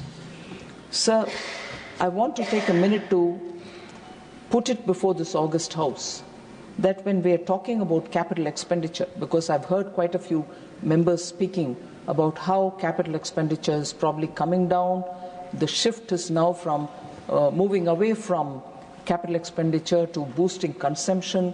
I just want to highlight the thought about or the idea of effective capital expenditure. What it does include is core capital outlays in the union budget and also the grants and aid for creation of capital assets to the states. So, though the grants and aid for creation of capital assets is accounted as revenue expenditure in the books of the union government, yet they go to the states to create capital assets, and therefore they are also effectively, eventually, only capital expenditure. So in the budget in the financial year 25-26, which is before us, the effective capital expenditure is projected at 15.48 lakh crore as against 13.18 lakh crore in the RE of 24-25. So there is just no reduction in capital expenditure. But even more, if we take this together with what is done by the public enterprises, they are independent of the budget, they do their own, but they also account for the capital expenditure. If we were to take that also on board, if we take that public enterprises from their own resources, when they invest money for capital expenditure, they do it substantially. And so if I were to include that for the year 25-26, the capital outlay, which I would define as effective capital expenditure, is likely to be in the range of 19.80 lakh crores. So, the concern expressed by some members, which I take up in detail a bit later, but right up front, saying, have sectors been denied money? Have some sectors received lesser than what they received last year? I just want to assure the House, in terms of the numbers that have been presented in the budget, I'll restate them. Sectoral outlays for 25-26, sir. Agriculture and allied activities, 1.71 lakh crores. Rural development, 2.67 lakh crores. These are already given in the budget, it's before us. Urban development and transport, 6.45 lakh crores. Health and education, 2.27 lakh crores. And defense spending, excluding defense pension, is 4.92 lakh crores. So we have not cut down on any sectoral allocations. The total resources being transferred to the states in 25-26 is 25.01 lakh crores. Resources being transferred to the states which shows an increase of 4.92 lakh crores over the actuals of 23-24. So the portion which has to go to the states are also not cut down. On the contrary, substantial increase has been made in them. So if I spoken specifically about capital expenditure and also sectoral allocations, I want to, because this is the upper house, very experienced members coming from various walks of life are here and who have been in governance are here. I want to highlight a feature of budget making in the last 4 years, 5 years, which speak for themselves. Just 2 examples for each of the years, sir, which is very important considering that members would be eager to know as to how public finance is being managed.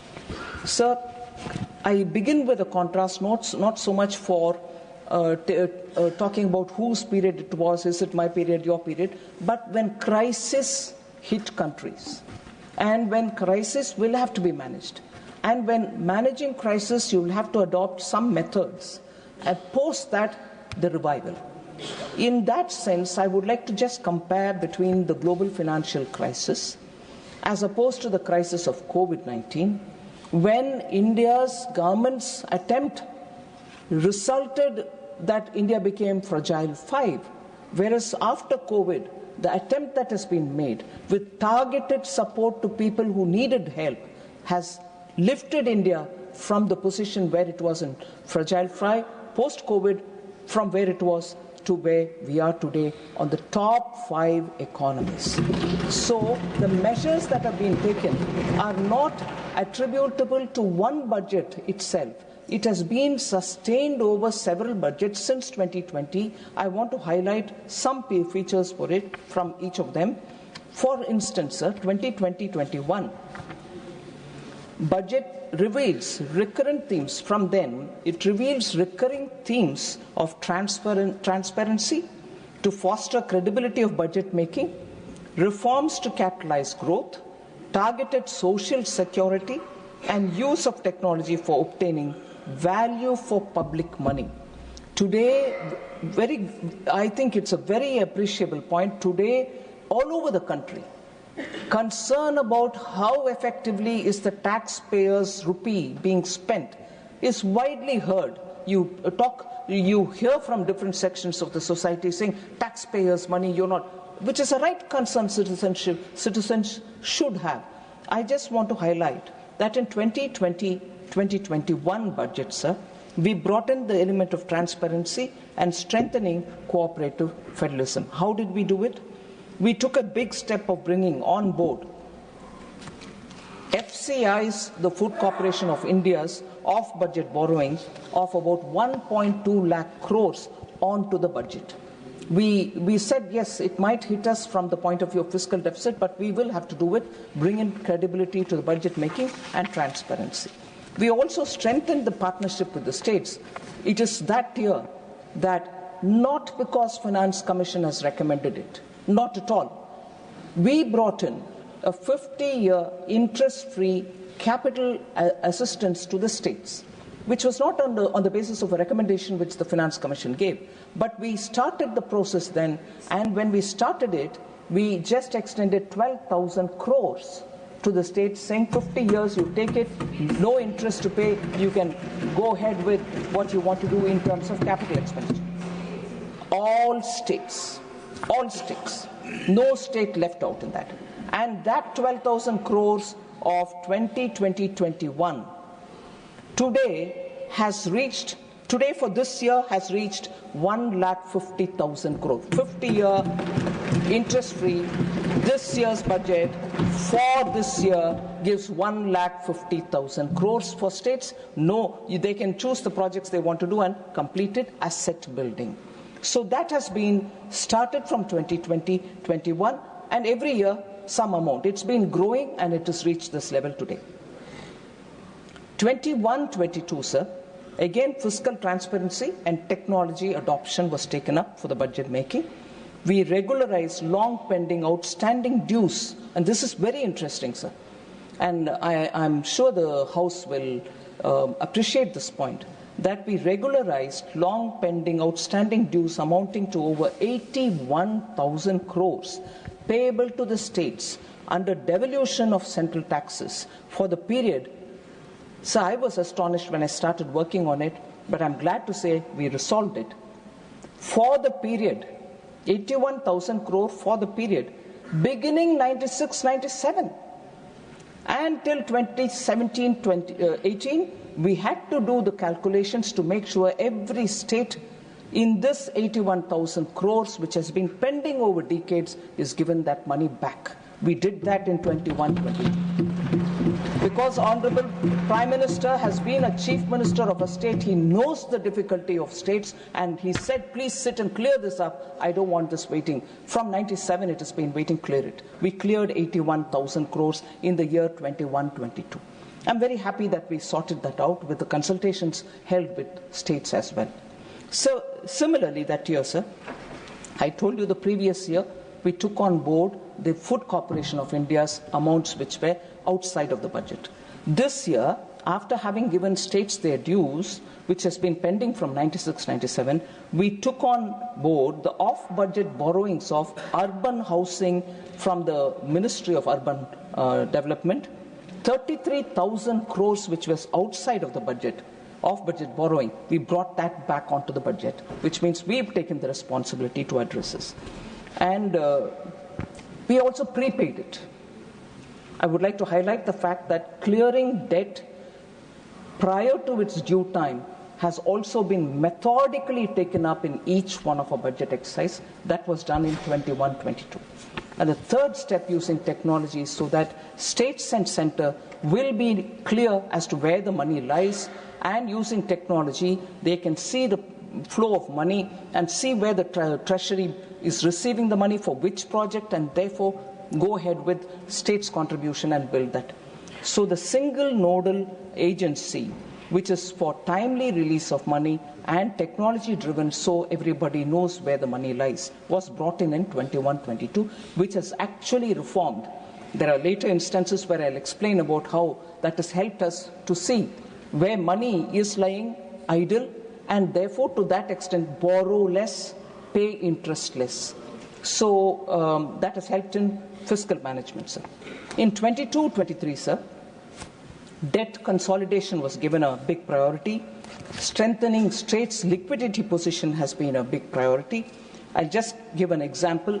Railway Minister is just sitting next to me. We've commenced complete financing of the capital outlays of railways and highways from the union budget. So this has lowered the cost of borrowing for railways itself for their projects, and as a result, today we are able to speedily fund their capital investments. We also advanced, and this will be very much in favor for the states, we advanced the devolution date. Every month tax is devolved to the states. For years it's been done on the 20th of the month. We said, why should it go till the middle of the month? Why can't it be paid earlier? So we moved the date from 20th of the month to 10th of the month itself so that states can get it earlier. That was done so that the cash position in the states can be improved. Sir, we also did one more for the budget.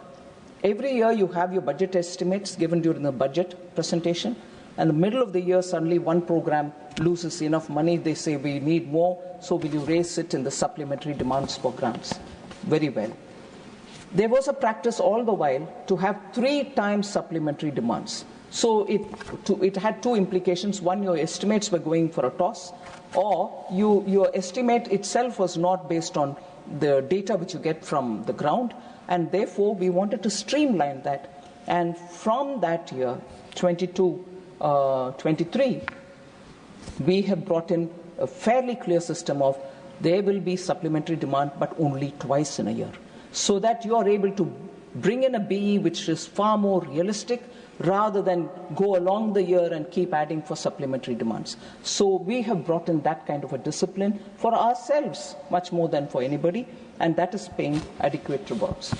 Last, sir, last but one, 23-24, sir, we made sure the taxpayers get a relief. So the new tax regime was brought in, and we made it as the default regime, so that unless a person wants exemption, he will be part of the new tax regime. But if he states that he wants to be in the old, he can still be in the old if he thinks he's better off in that. So we brought that in, and we also raised the tax limit, meaning up to certain income that you don't pay tax at all, to 7 lakhs in that year.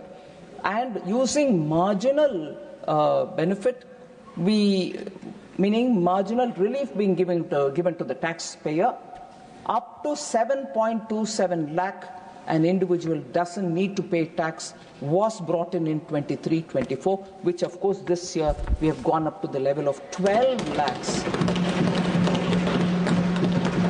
So 23-24 also saw a special scheme for women, Mahila Samman Bachat Patra.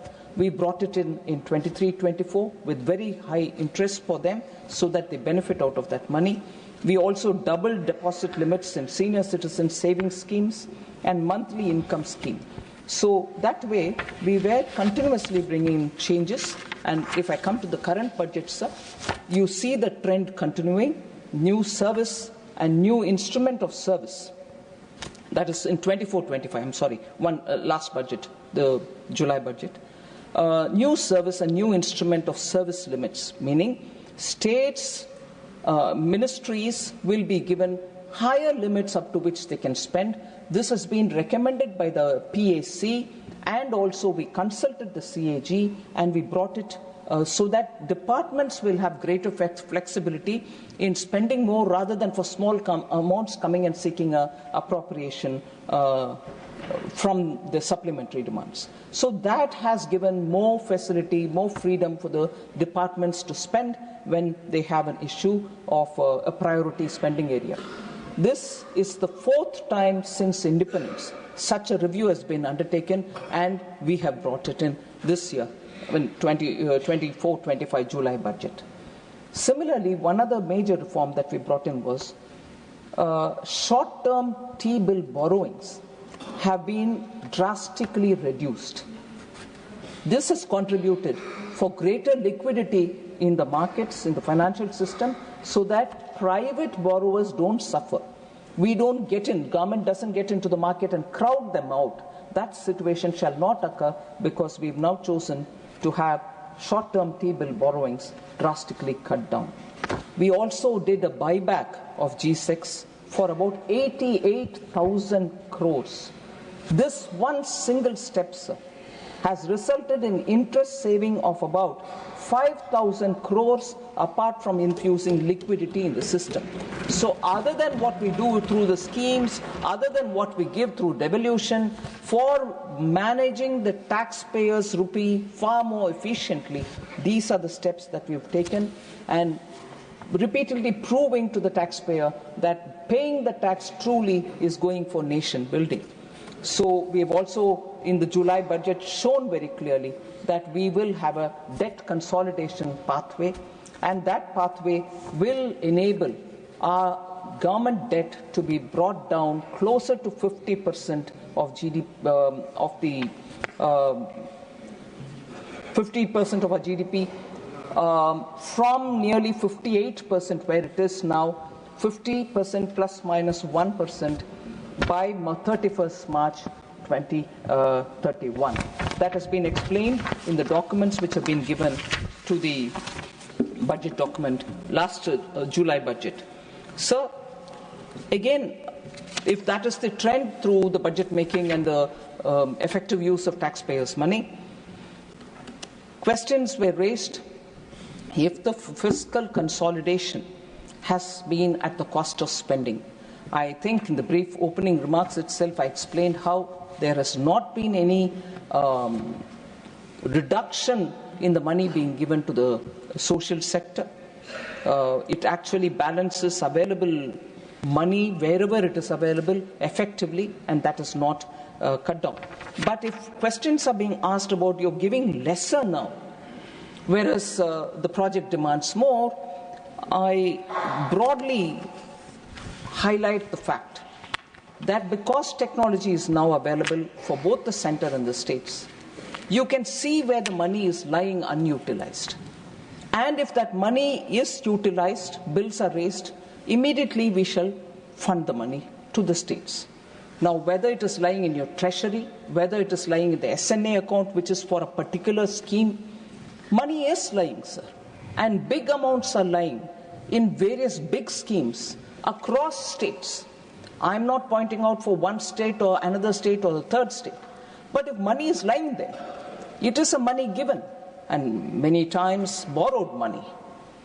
If it is lying there, am I expected to borrow more money and put it in there and keep paying the interest? Or is it better that you use the money and post that I can borrow timely and give it to you? Or if I have the comfort of my revenue, I can even give it.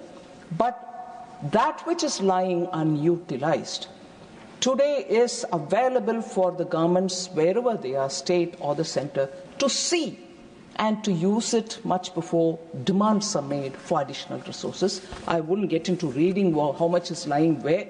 It is part of the budget set of documents.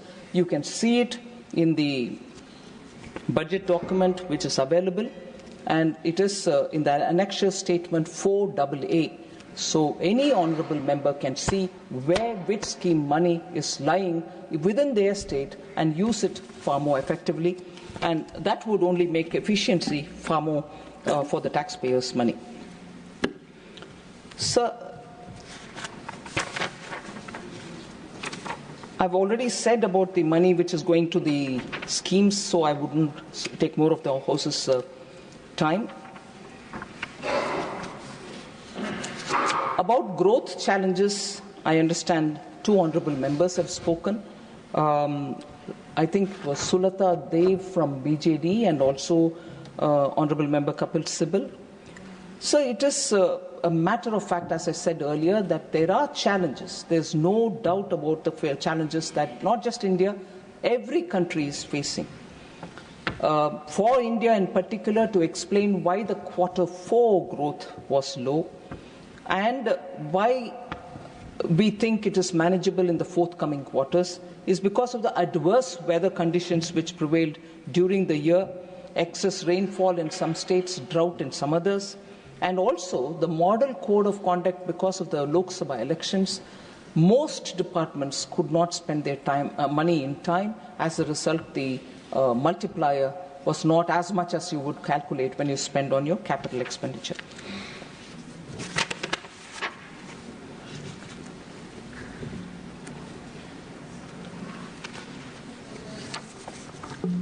Sir, former Finance Minister P. Chidambaram has raised quite a few issues, and I have answers for all of them, answers based on data. And I understand he has also communicated with me through a letter that he is unfortunately not going to be in the House today for unavoidable reasons, and I appreciate him communicating, saying that he is not going to be in the House. But nevertheless, because they are very important points, I will try to give answers for them. Talking of unemployment, वैसे ये आपकी उदारता है, संसदीय परंपराओं में जो बोलकर चले जा उपस्थित नहीं हो तो उनका जवाब देना आवश्यक नहीं होता, पर आप उदारता पूर्वक दे रही, धन्यवाद. Because वो information भी मुझे था. अच्छा, उनको जानकारी. जी जी धन्यवाद. ठीक है. I've conceded that. Sir. No, I've conceded that. Sir, he had asked a question saying the PLFS data has been released. The PLFS has said that unemployment rate is 3.2%. The same PLFS says youth unemployment is 10.2%. And the same PLFS says unemployment among graduates is 13%. So his question was, then how does PLFS conclude that unemployment rate is 3.2%? I have a bit of a discomfort, sir, in that it will be untypical of me to answer the way I'm answering, but I will do it with due deference. The blunt point is, sir, They are subsets, and the lot are different lots. They don't sum up to become the average, which will have to be something else. You're comparing apples with oranges and then clubbing all the three and say, but how come it is 3.2%? The former finance minister, I'm sure, and I want to say this on record, is aware of it, but he still threw that question at me. With due respects, I want to tell him that 3.2 is the overall unemployment rate for the entire population. Whereas when you're talking of youth, it is a subset within which they are calculating the total. We need to improve in each one of them, there's no doubt. But to think that these did not add up to give a mean average is wrong. They are different sets. So I leave it there. I would think, oh, I'm surprised to hear that from former finance minister. I'm not saying that, but yes, surprises me. Sir, he also raised a question. What is the difference between new employment generation scheme and the PM employment generation scheme, that is PMEGP? Again, they are definitely different. Why are they different, sir? The new employment generation scheme, which was announced in the July budget, had 3 different schemes within it. One which will take care of first-time job seekers, for whom there is a particular scheme, the particular provision which is given, the first-time job seeker will be given this much if his moment taken in, and so on. And a scheme B within that set of 3 is job creation in manufacturing, where we incentivize for the employer additional employment that he will bring, either of first-timer or of somebody who's moving from one job to another. So this is linked to employment, and first-time employees were much more given that kind of an attention. An incentive will be provided at specified scale directly to both the employee and the employer through the EPFO route, so it is registered, it's transparent, everyone can see how much is going to which employer for which employee that he brought in additionally. And that scheme will last for 4 years.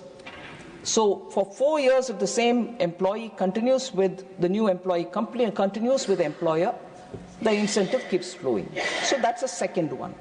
And a third one is to support employers, where all additional employment within a salary limit of 1 lakh per month will be counted, and the government will reimburse employers up to 3,000 rupees per month for 2 years towards their EPFO contribution for each additional employee. So the new employment generation scheme had these 3 distinct employment creating schemes. Whereas PM Employment Generation Program, PMEGP,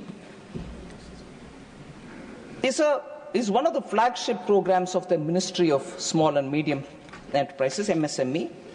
It assists prospective entrepreneurs in setting up of new micro enterprises, particularly in the non-farm sector, for generating employment by providing margin money and subsidy to the bank loan. So the character, the nature, the purpose, and the method of PMEGP is this, and the PM's new scheme of employments, which are 3 distinct. So as a basket, the 3 distinct versus the PM Employment Guarantee Program are totally two different things. So the difference between the 2 is what came as a question. This is what I would want to give as answer.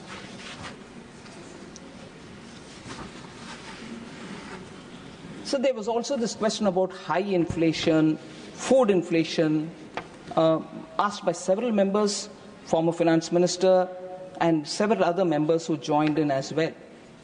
So as per the data released yesterday, the CPI inflation for January 25 fell to 4.31% from 5.22%. This is now closer to the lower end of RBI's inflation target, which is in the range of 4%. So the steep correction, particularly in tomato, onion, and potato prices, actually these three are key components in the CPI food basket. And additionally, decline in pulses inflation supported by tariff-free imports. For the pulses that we don't produce adequately for our consumption, we import, but we made a conscious policy of removing the tariff when the import comes in so that we don't add to the price of the landed pulses. So, as per the RBI's report on 7th February, sir, CPI inflation for 25-26 is projected to be lower at 4.2% only. So, food inflation, which gets triggered when you have an adverse weather condition and supply chain disruptions, are being managed by a group of ministers who are ensuring that timely import happens if there is a shortfall in the supply. So as a result, I think with the first advanced estimates on agricultural production, 24-25 being what it is, Kharif food grain production is expected to be at 5.7%. So the production of rice and tur dal is expected to increase by 5.9% and 2.5% respectively compared to 23-24. So the prices of food will be well under the inflation radar is the kind of advanced estimates which we are getting. But despite that, the group of ministers will be keenly monitoring. So what did this budget do, the current budget which is waiting for clearance? In 100 districts where agricultural productivity is really low, we have come up with a scheme called PM Dhan Dhanya Krishi Yojana, so that agri activities are given impetus, productivity is increased, so that more produce come into the market. Many other things are also added in it. Atmanirbharta for pulses, so that we grow as much and more of pulses, of all variety of pulses that we consume in this country. Then comprehensive program for vegetables and fruits, so that supply remains abundant. And a national mission for high-yielding seeds are also brought in, so that production of high-yielding seeds will result in greater agricultural produce in the market. So I have expanded and explained about how governments attempt to get subsidized dal, subsidized rice, subsidized atta come into the market in the name of Bharat Chana Dal, Bharat Atta. I just want to say how much is already sold in the market. And that selling is going to help because if you look at totally between the phase 1 and phase 2, Bharat Chana Dal, 13.8 lakh tons are already sold. Bharat Atta, 16.0 lakh tons are already sold. Rice, 15.3 lakh tons are already sold. So with Chana whole, Moong, Dal and so on. So it is clear that government's attempt to remove the stress of price rise is actually being received in the ground. The efforts will continue. We shall make sure that price should not be a burden on the ordinary citizens. We shall support this subsidized atta, wheat and rice and chana dal and so on. So inflation management, again, I think we have made sure that we are addressing the problem. I'm not getting into a comparison game because by now it is very clear who manages inflation a lot more in time and who doesn't. So the depreciation of the rupee was also something which very many members spoke about. I want to spend a minute on it. Many of the members are still here who have been talking about it. The value of the Indian rupee, sir, is influenced by several factors which I'm sure honorable members know about it. Those factors are the movement of the dollars, the index of the dollar, trends in capital flows, level of interest rates, movement in crude prices, current account deficit, so on, so many of them.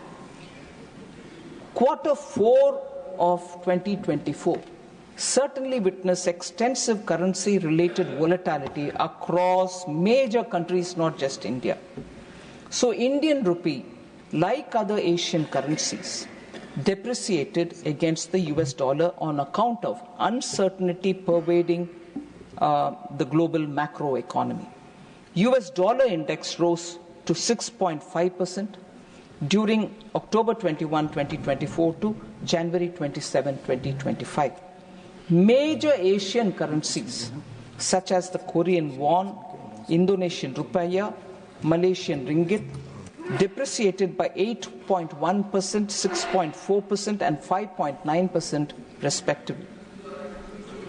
G10 currencies also depreciated during this period by more than 5.5%.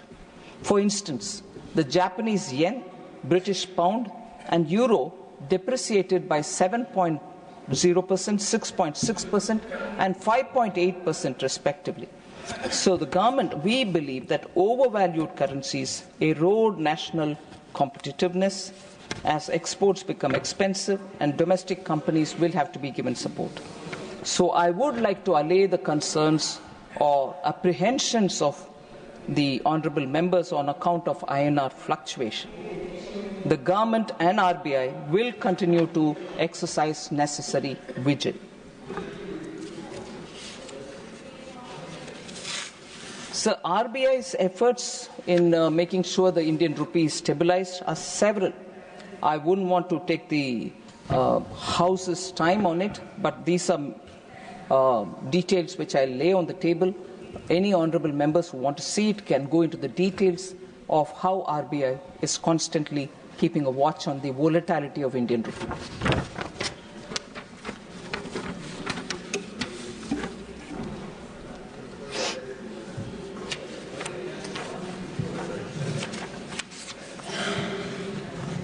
So there was an interesting question raised by the former finance minister. Reduction of external affairs budget. In fact, he started his debate participation by talking about that at the outset. Made me feel that why would he want to start talking on external affairs rather than talking about many other finance ministry related specifics. But he wanted to ask as to reduction on external affairs budget. Are we reducing India's global presence? Was his question, sir. I was a bit surprised by this. The total expenditure of Ministry of External Affairs in 23-24 was about 28,914 crores. It included 8,193 crore for payment to Exim Bank. And why would it include payment to Exim Bank? Because Exim Bank was almost compelled towards invoking guarantees against doubtful debts. Exim Bank supports a lot of activity overseas, and in the instance of the payments not coming in time, they will have to invoke guarantee. So that guarantee being invoked by Exim Bank will have to be filled up by the government, and therefore 8,193 crore was given in the year 23-24. That thankfully didn't have to be given again. So to that extent, the amount has come down. So that doesn't mean external affairs budget has come down, but that unique situation, not very fortunate, but unique situation which arose, where guarantees being invoked had to be supported because of bad debts outside. It could be a line of credit which given to some country which is in distress, whatever. That doesn't get repeated. So to that extent, this year's allocation to Ministry of External Affairs does not include that amount. So the 24-25 external affairs is about 25 to 77 crores, which also includes 4,383 crore for payment to Exim Bank towards guarantees invoked against doubtful debts. 23-24 had it, 24-25 had it, but 24-25 had half of what was given earlier, 8,100, 4,300. As a result, if the amount provided for payment to Exim Bank towards guarantees invoked against doubtful debt is excluded, if it is excluded, core expenditure of budgetary provision of MEA in 23-24 and RE 24-25 is 20,721 crore and 20,984 crore respectively. So there is no reduction for MEA. And just as a matter of detail, sir, the total amount received from Government of India during 22-23 to 23-24 aggregated, as I said, 8,191 crore. Of the above 8,000 odd crores, an amount aggregating to 7,160 crore, that is 87% of it, pertains to LOCs extended prior to May 2014. They were extended at that time. We are like, sir, you're a Hindi scholar. I don't want to risk my Hindi. Bhugat bogi. What do you say? Booked bogi. We are booked bogi of what happened prior to May 2014.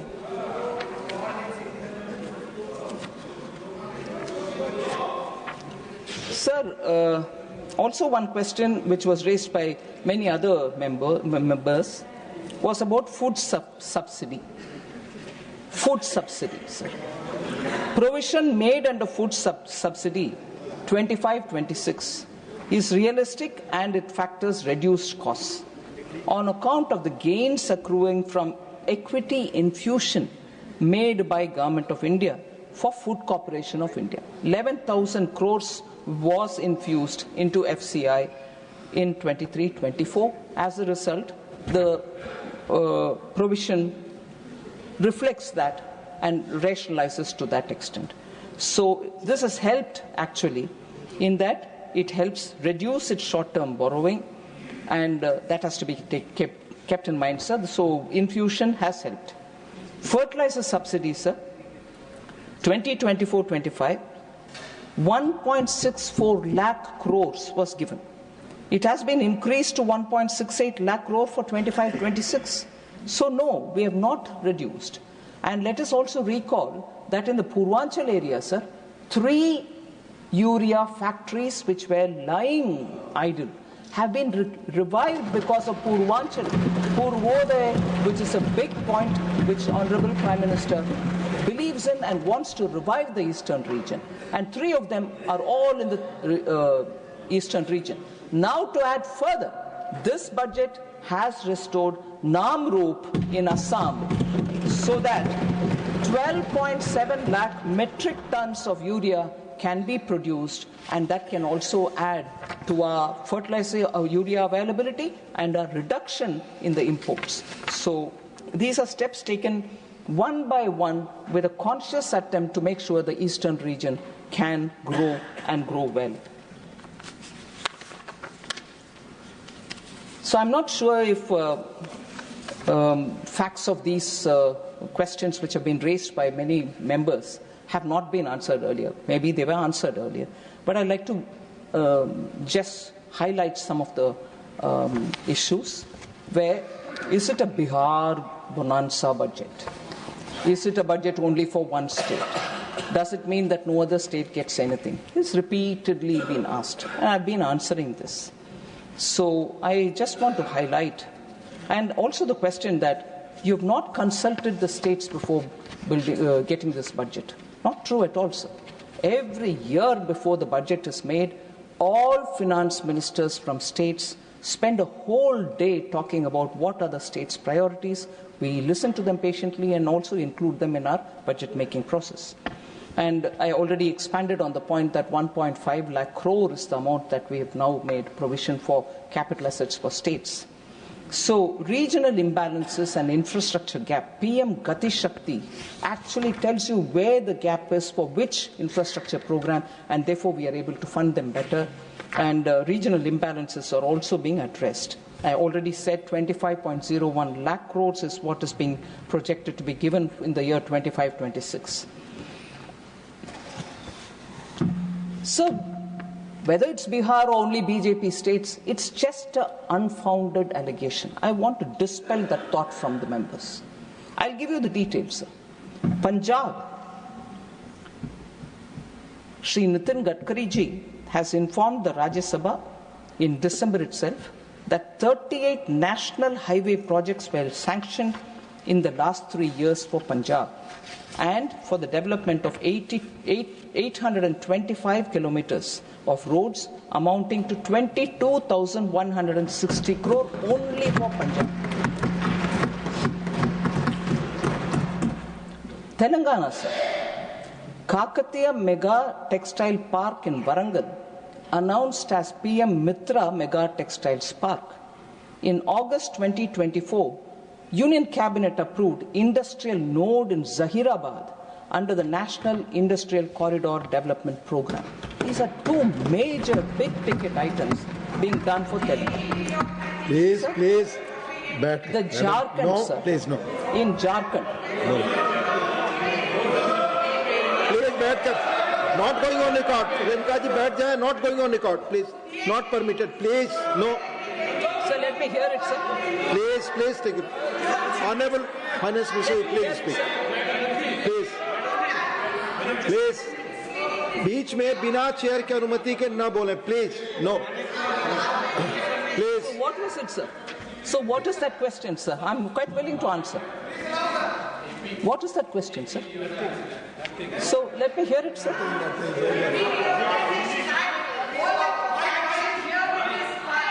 It's related.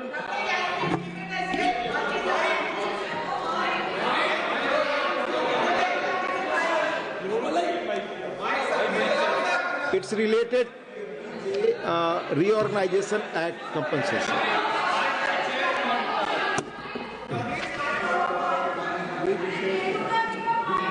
Sir, AP Reorganization Act and what has been given to Telangana, as much as I'm sure the other side of the AP Reorganization Act will immediately get up and say, what have you given us? I'm willing to answer every question on that.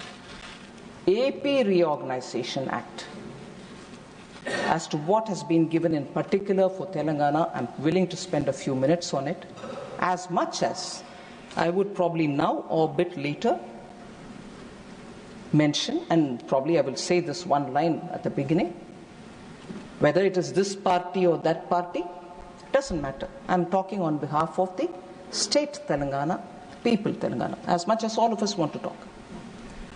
At the time of reorganization, post the Reorganization Act getting passed, Telangana was revenue surplus. Today, it is, I'm sorry to say, I'm not picking on any one state. Every state has its issues. But today, the debt that Telangana is in, despite the measures taken by the central government, I will read this out, and I'm not blaming this party or that party, I repeat. But AP Reorganization Act, and to that extent Telangana, what it should get. I will point by point say, some of which I'll say with your permission, sir.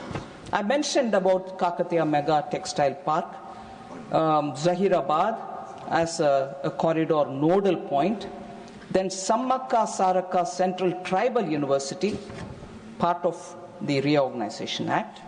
The foundation stone also has been laid for AIMS in BB Nagar, close to Warangal.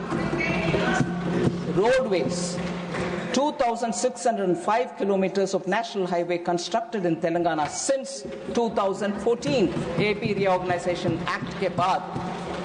4 greenfield corridors being built under Bharatmala project in Telangana. Railways, record railway budget allocation of 5,337 crores. Since June 2024, Union Cabinet approved new lines between Erupalim and Namburu and between Malkangiri and Pandurangapuram. Constructed 753 kilometers of new tracks in Telangana since 2014. 5 Vande Bharat trains introduced and started from Telangana. 40 railway stations being redeveloped for Telangana. Social infrastructure, sir. Over 2 lakh houses being built under PM Awas Urban, completed. 31 lakh household toilets constructed under Swachh Bharat Mission. 38 lakh tap water connections provided under Jal Jeevan Mission, Telangana. 82 lakh Ayushman cards provided. 199 Jan Aushadhi Kendras operationalized. 1.2 lakh Jan Dhan accounts opened. And over 75 lakh Mudra accounts sanctioned. Please. Let Honorable Finance Minister conclude her speech, please. No, it's not open discussion. No, please. Jharkhand, Ladies, please take your very gentleman. Madam, take you.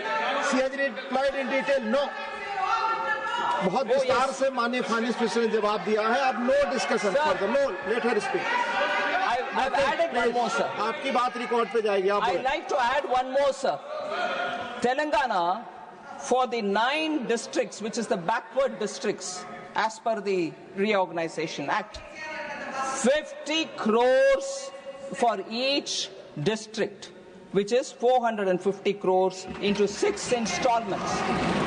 Total of 2,700 crores provided for this backward district development for 9 districts, all Telangana.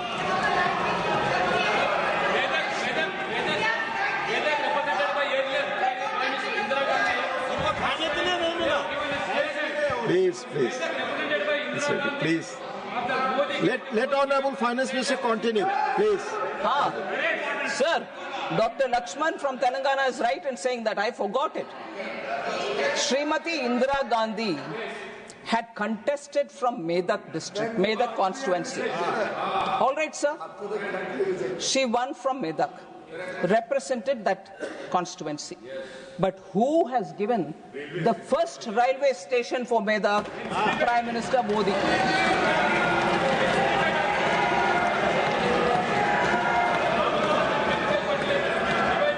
Sir, Telangana throbs for Ramagundam, sir. Very important. Very important. Who has helped revive that Ramagundam, sir, for Telangana? Prime Minister Modi. So, the capacity of Ramagundam, sir, after the revival is 12.7 lakh metric tons. Also for the record. So, no state. Please take your... No, CH replied in detail. I'm not allowed you, madam. You're a very senior man. Please take your seat. No. आप सभी बैठिए. Please. No state has been ignored under Prime Minister Modi. Yes, you all sit. No point getting angry, sir. Yes. A point raised, point answered. Yes. You want more? Please continue. Please.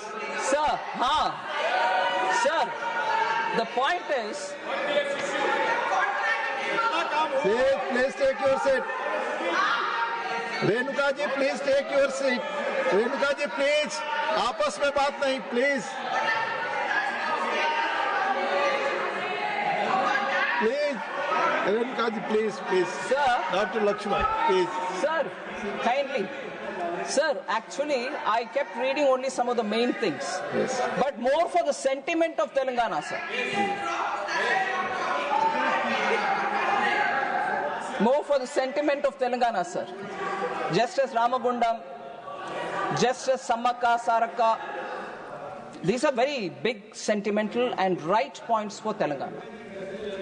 One other right point for Telangana, sir, I missed out on saying, I seek your indulgence. Turmeric which is produced in Telangana is one of the classiest turmeric. One of the very good quality turmeric and produced in Telangana. Who gave the turmeric board? Located in Nizamabad. Prime Minister Modi, sir.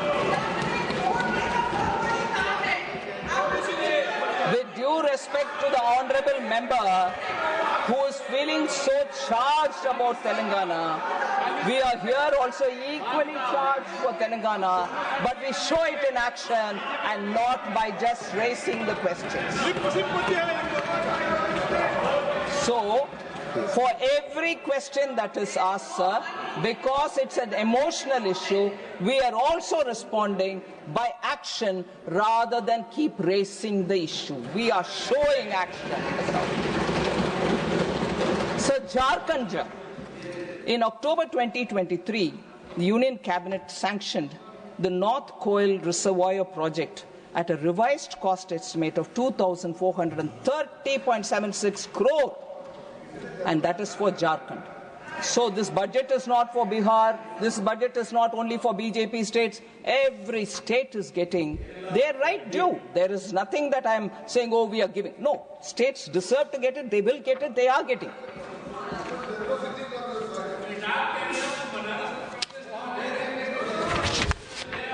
Please, Rajiv ji, not all. Please take your seat. Yeah, Rajiv ji, बैठ जा माननीय मंत्री. Sir.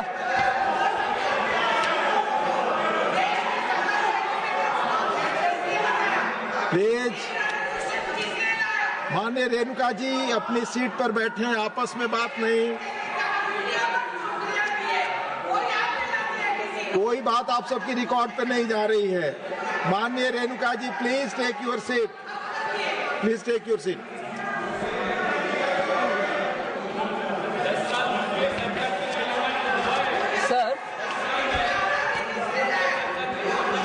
I'd like to respond to one of the points which former finance minister raised, and that was also raised by Honorable Member Tirchi Siva, also raised by Honorable Member Saket Gokhale, and also raised by Raghunath Reddy from Telangana.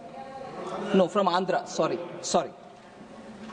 Saying you have given a certain projection for direct tax collection, but having foregone 1 lakh crore in the name of the tax relief that we've given up to 12 lakh rupees salary or income, how is that number right? It's a question which has been asked, and I think it's a very important question for which answers should be given, sir. It's not a mistake, or we have not just deliberately just put a number. I'll explain how mind has been applied, and the Department of Revenue has really looked into the details and only then come with the number. And if anything, in the last 5 years, our budget estimates have been commented upon by many observers who say yours is a very conservative estimate. Even for them, I had just said then and now, ours is not conservative, it is realistic. We don't overestimate, we are realistic. So even this year, when we have given the number for revenue buoyancy, the number is realistic. And I'll tell you why, sir. Yeah. Please. No, I'll tell you. John Brittashi, no comment, please. No. John Brittashi, no comment, please. We'll answer it.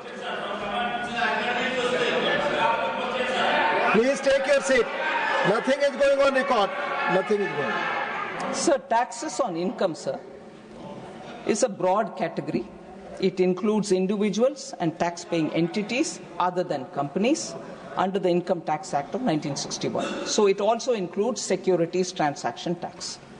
But in the BE 2526, taxes on income, if you exclude security transaction tax, is estimated to add 13.60 lakh crore.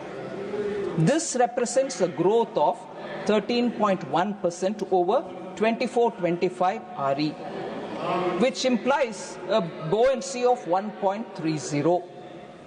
Sir, if you were to look at the buoyancy, this buoyancy is lower than the average buoyancy of 1.74, which is obtained in the last 5 years, which ends in 23-24. If I were to take the 5 years ending 23-24, the buoyancy was 1.74. What we are now saying for this year is 1.30, 13.1. 1.30. And if I were to look at not 5 years past, but only 3 years past, the buoyancy was 1.94.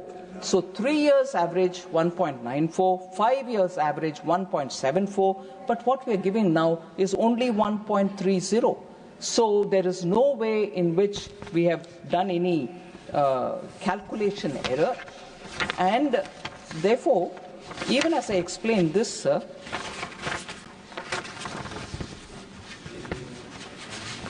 that misunderstanding which, say, John Brittas would have in his mind, Honourable Member John Brittas would have in his mind, is, for instance, the effective tax rate across different categories of taxpayers for the year 22-23 is as follows, sir. Individuals was 12.2%, the effective tax rate. Corporation tax on companies, and when I say 22-23, it's 3 years after the 2019 reduction of corporate tax. Corporate tax on companies, the effective tax rate was still 23.2, lesser than 23.2, which is lesser than the individual tax rate. So we can go on saying we've given a bonanza to the companies, look what's happening. The effective tax rate on companies is 23.2. Together with this explanation, sir, on the tax, I also want to pick up on this one comment which the former finance minister made. He said how the net tax to centre can grow by 11.1% when government has given 1 lakh crore of tax concession. The same point which was mentioned in a different way. Sir, he also said it seems pure magic. It is pure magic, not mathematics. I'm sorry, it is pure mathematics. It is pure mathematics that we have done what we have done, and I'll say why we have done that. The net tax revenue of the centre is derived after deducting tax devolution to states from the gross tax revenue. The gross tax revenue for the year 25-26, the budget estimate, is estimated to grow by 10.8%. So the tax devolution to states in the RE of 24-25, the year in which we are still on, includes an additional tax devolution from the union government to the states, which is one-time tax devolution, of 12,764 crores on account of prior period adjustments which are required to be done. So if this adjustment amount is excluded, then the tax devolution to the states in the year 25-26, the forthcoming year, is 11.5%, higher than the RE 24-25. So what will be the net tax to centre, sir? Meaning, what will be that amount which centre will be retaining for itself, sir? Is only 10.4%. So the estimation is both, net to centre is both realistic and also it factors the interests of our states. So I would want to inform the former finance minister that it's not magic, it's pure mathematics. I've explained about these buoyancies, sir. There was this question about tax cuts benefit not only the middle class but also the rich. Again, former finance minister said, oh, you have not just done for middle class, it's going to benefit even the rich. And that is a point on which Honourable Member John Brittas will also be keen to know, have I favoured the rich? Please, you have already raised your point.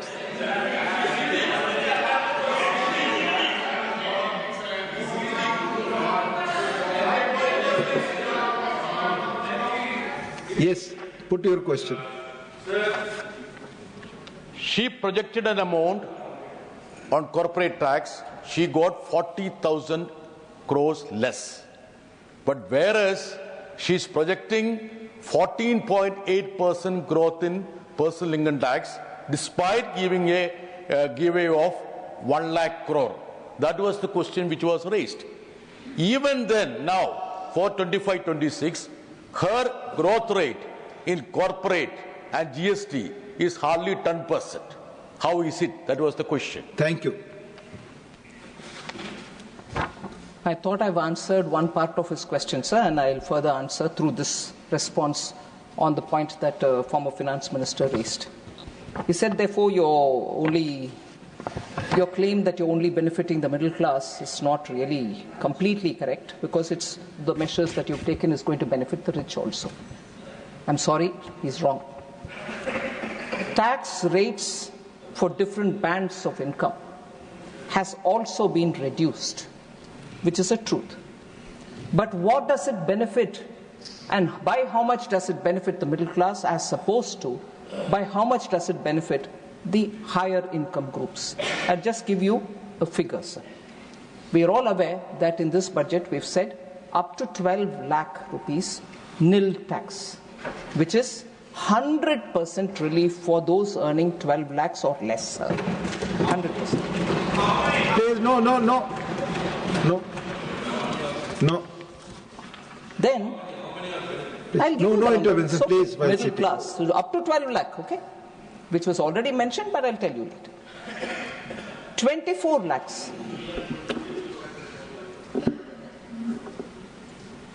Taxable income in proposed new regime, suppose it's 24 lakhs, sir. Total income tax is in the proposed new income tax for that group will be 3 lakh. The relief in comparison to the present regime is only 1,10,000 crores, 1,10,000, which is 26.82%, meaning SSC will be paying 26.82% lesser than the tax that he had paid earlier. So on that note, in that way, I'll explain what happens for 50 lakh. 9.24% is the SSC will be paying lesser by. The new tax regime coming in will make somebody who's earning 50 lakh to pay only 9.24 lesser than what he was paying earlier. What if he's earning 1 crore? He'll pay only 4.08% lesser than what he's paying. 100 crore, 0.037% only lesser than what he was paying earlier. 250 crores, 0.015% only lesser than what he was paying earlier. If it is 500 crores, sir, he pays 0.007% only lesser than what he is paying now. So have we benefited the rich, or is it for the middle class? 100% lesser you're paying, meaning you pay no tax, is better than 0.007% lesser than what you're paying earlier? Please. That's a good question.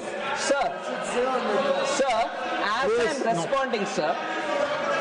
as I'm responding, and I'm not skirting any issue, the question which is coming in the mind of Honorable MP Minister is the way in which questions are being asked on this. He's right. Makes us feel that they probably are against this tax benefit which are being given to the middle class. I think they should say it, that they're opposed to this.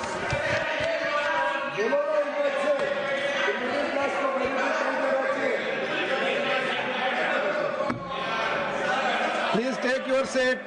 Please take your seat, Gupta ji. Please take your seat. John Britash ji, no, please. No. Sir. Please. No, John Britash ji, take your nothing is going on record. No cuts. Sir, finance minister की बात ही जा रही है record, please. I yielded, I gave an answer, you will never be happy. She has already ended. Please, no more.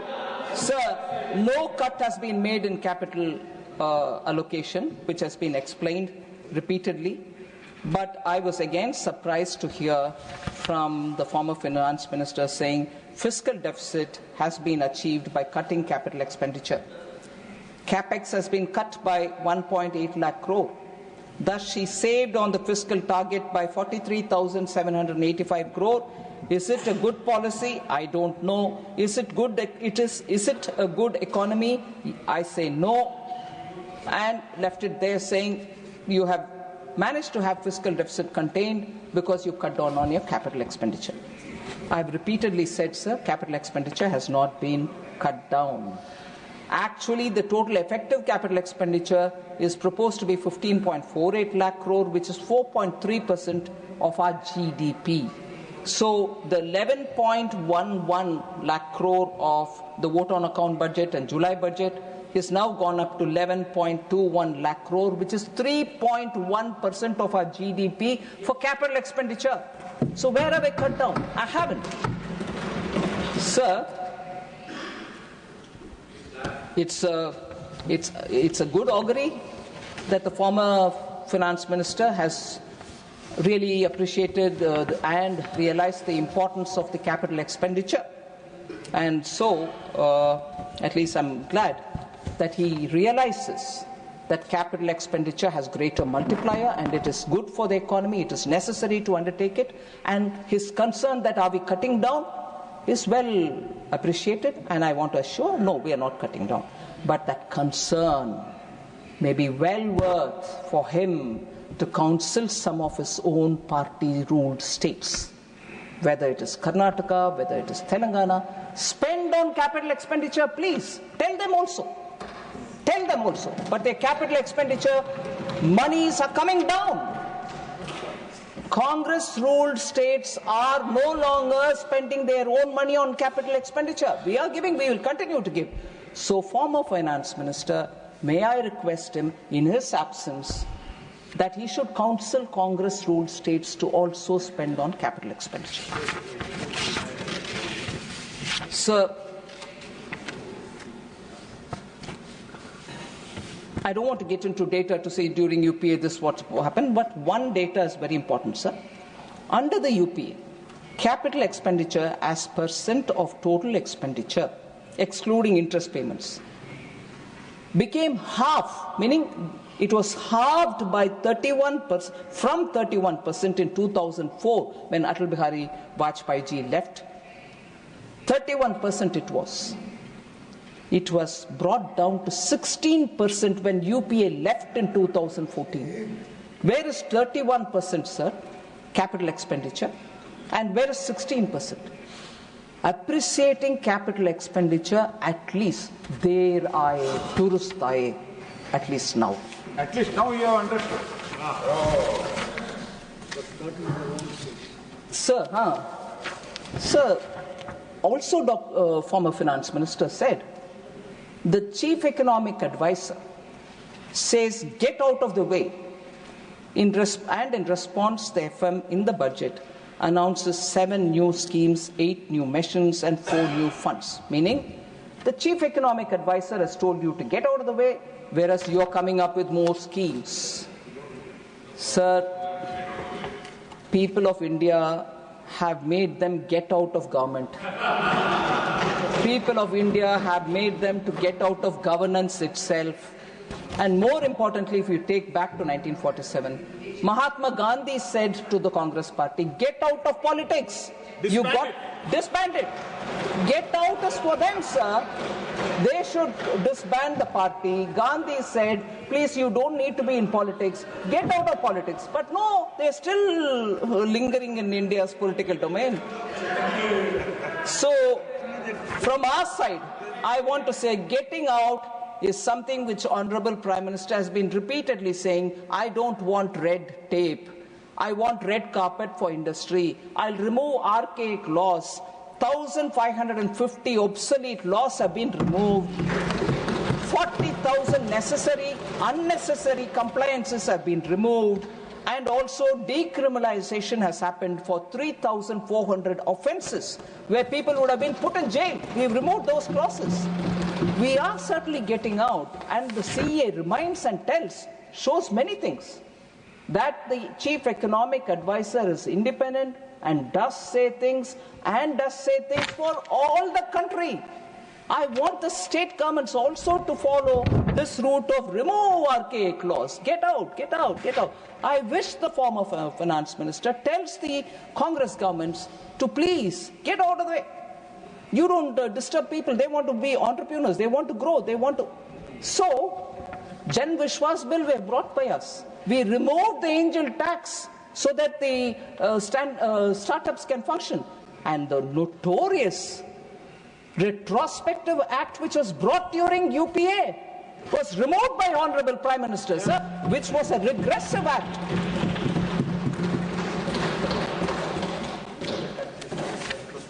Yes. Sir, the last point, sir, before I have two specific responses for two members who spoke much later than when I left this place.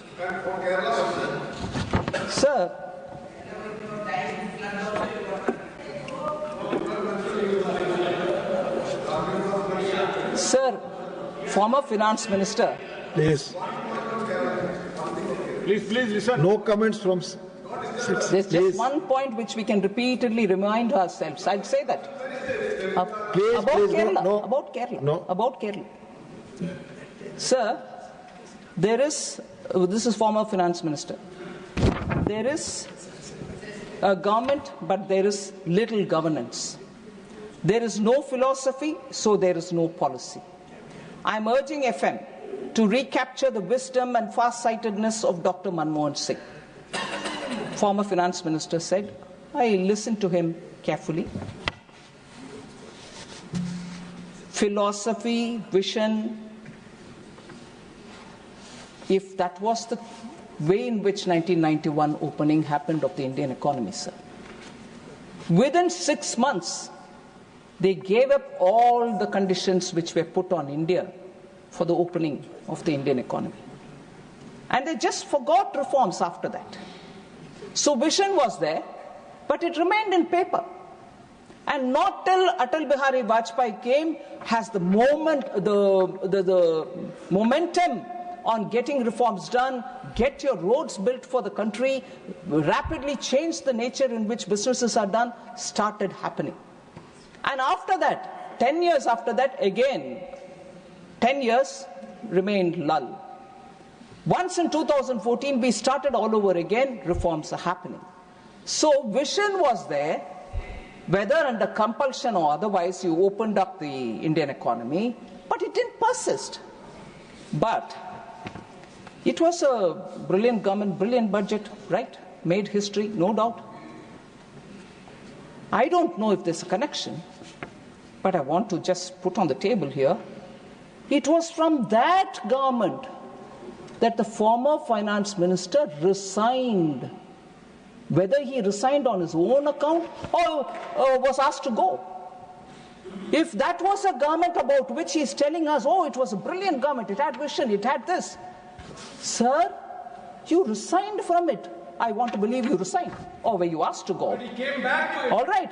So, never mind, you can defend. But he did leave it. No and comment. then he went to three different parties. He went to even a regional party, TMC. He went to a regional party, Tamil Manila Congress. And then there. So, such a great government about which I am being told, oh, you should remember it had vision. Arey, you couldn't have left that visionary government then. You left, sir. You left. Sir, two things, sir. Two things. I'll come to Kerala, certainly. Jaya Bachchan ji, honorable member, spoke passionately about how the film industry is being neglected.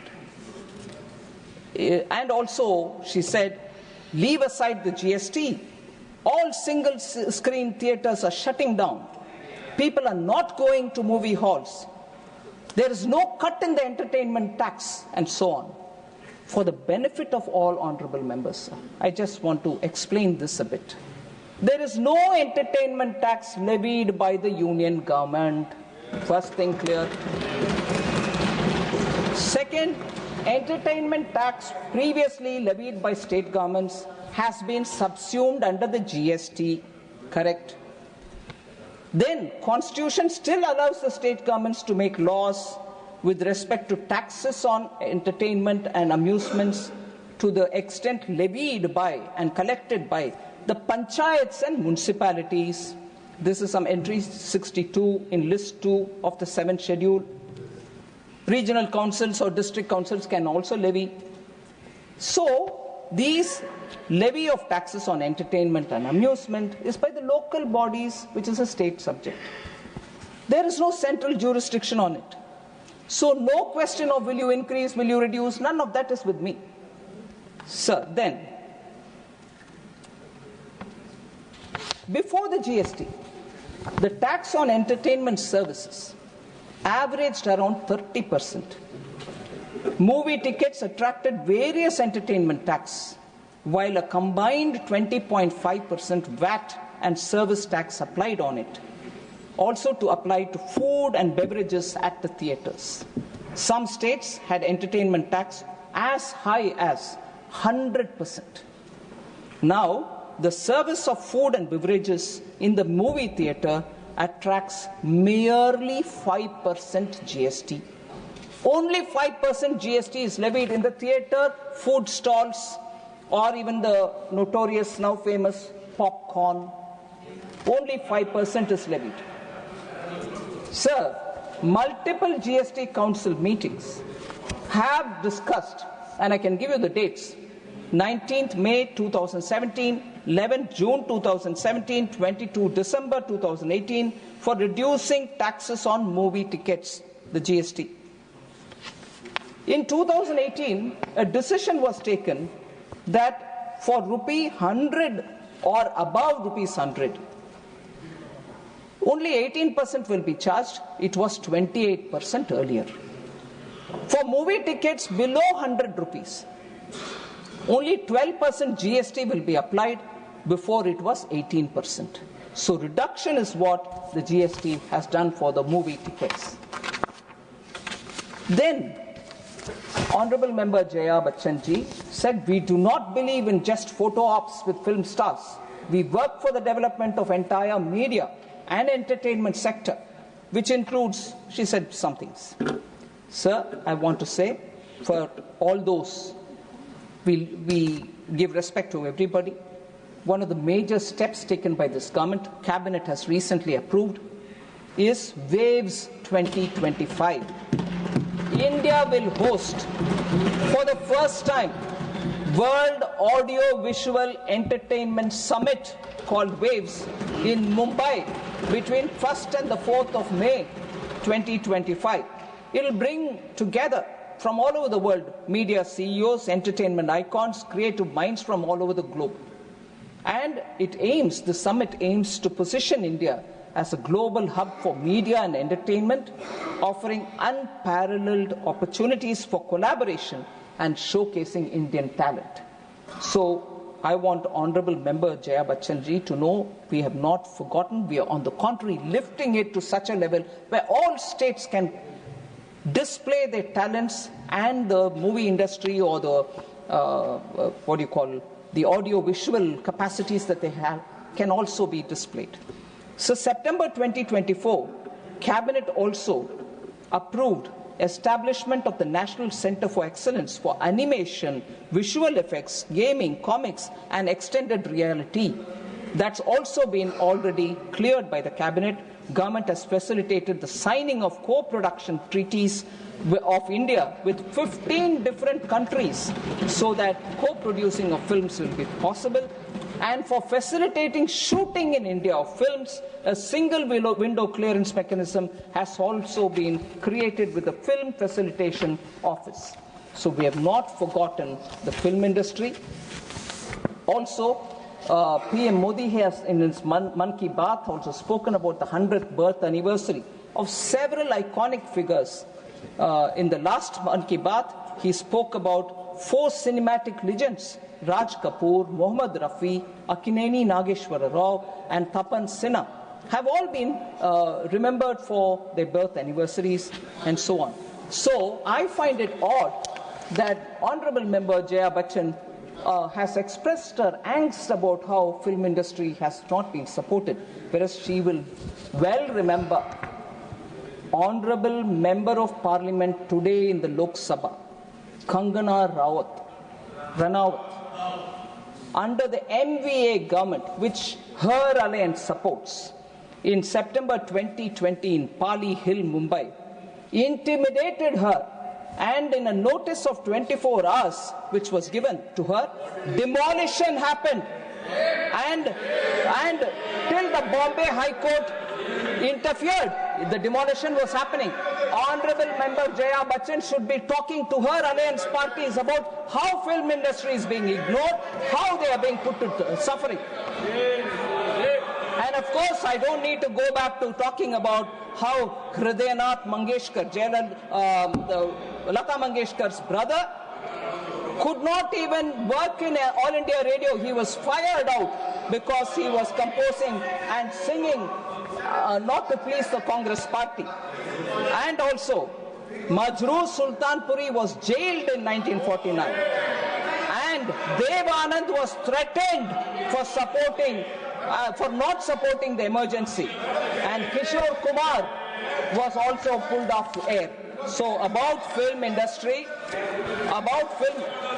yes, I'll come. Take your please. So, Honorable No, nothing is wrong. Please. Talking about. Please. I'll come, sir, Kerala. Please. I will come to Kerala. Hold on. Sir, please. Jayaji also was very worried. No. Let her speak. Jayaji was also worried about film industry. Please. So the lines written by Majroor Sultanpuri. Yeah, please take your seat. I will say. Now, if you go on moving the milepost, myself also. You wanted on Kerala, I'll come back to Kerala. Now you want something else. You can't just go on throwing the gauntlet like that to me. I will take each one of them and answer you. So, sorry, sir. Sir, no good. Everything is so expensive. Was a worry. Honorable Member Jaya Bachchan's worry. I want to say, sir, no poor Jaya. All of you are poor, I am also poor. But the questions are asked will have to be answered, right? Yeah, but so much was said. So much was said. So, sir, when the government is doing so much, I need to take time to answer. Or do you want me to just nominally mention one thing and go away? I will say everything that this government is doing because we are doing that much and more. Sir, if 90 members can speak,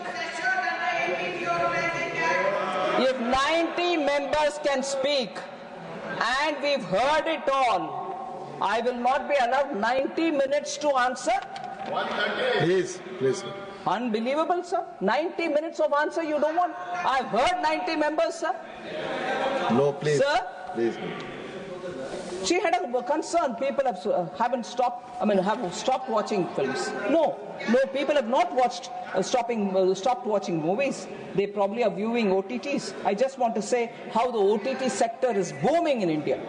Disney and Hotstar, 400 million active users. Netflix, 3+ million paid subscribers. Amazon Prime Video, 4.4 million paid subscribers. According to a FICCI EY report, sir, OTT market will hit 12.5 billion US dollars by 2030, and already 448 million OTT viewers in India, which is second only to China.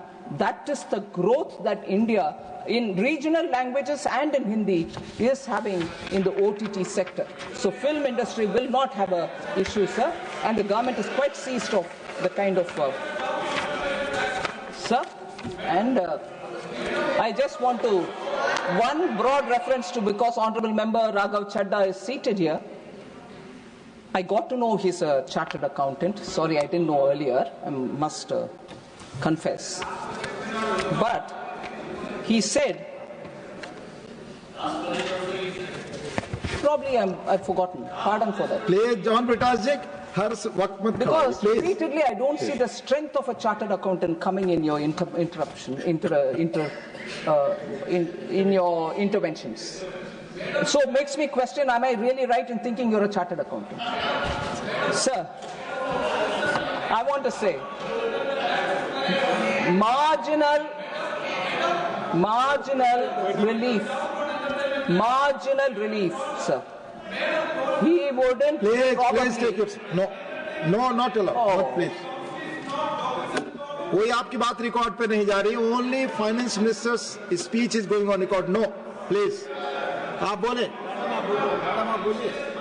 माननीय Honorable Finance Minister, please. Please listen and go to your Finance Minister in Kerala and ask this question about GST.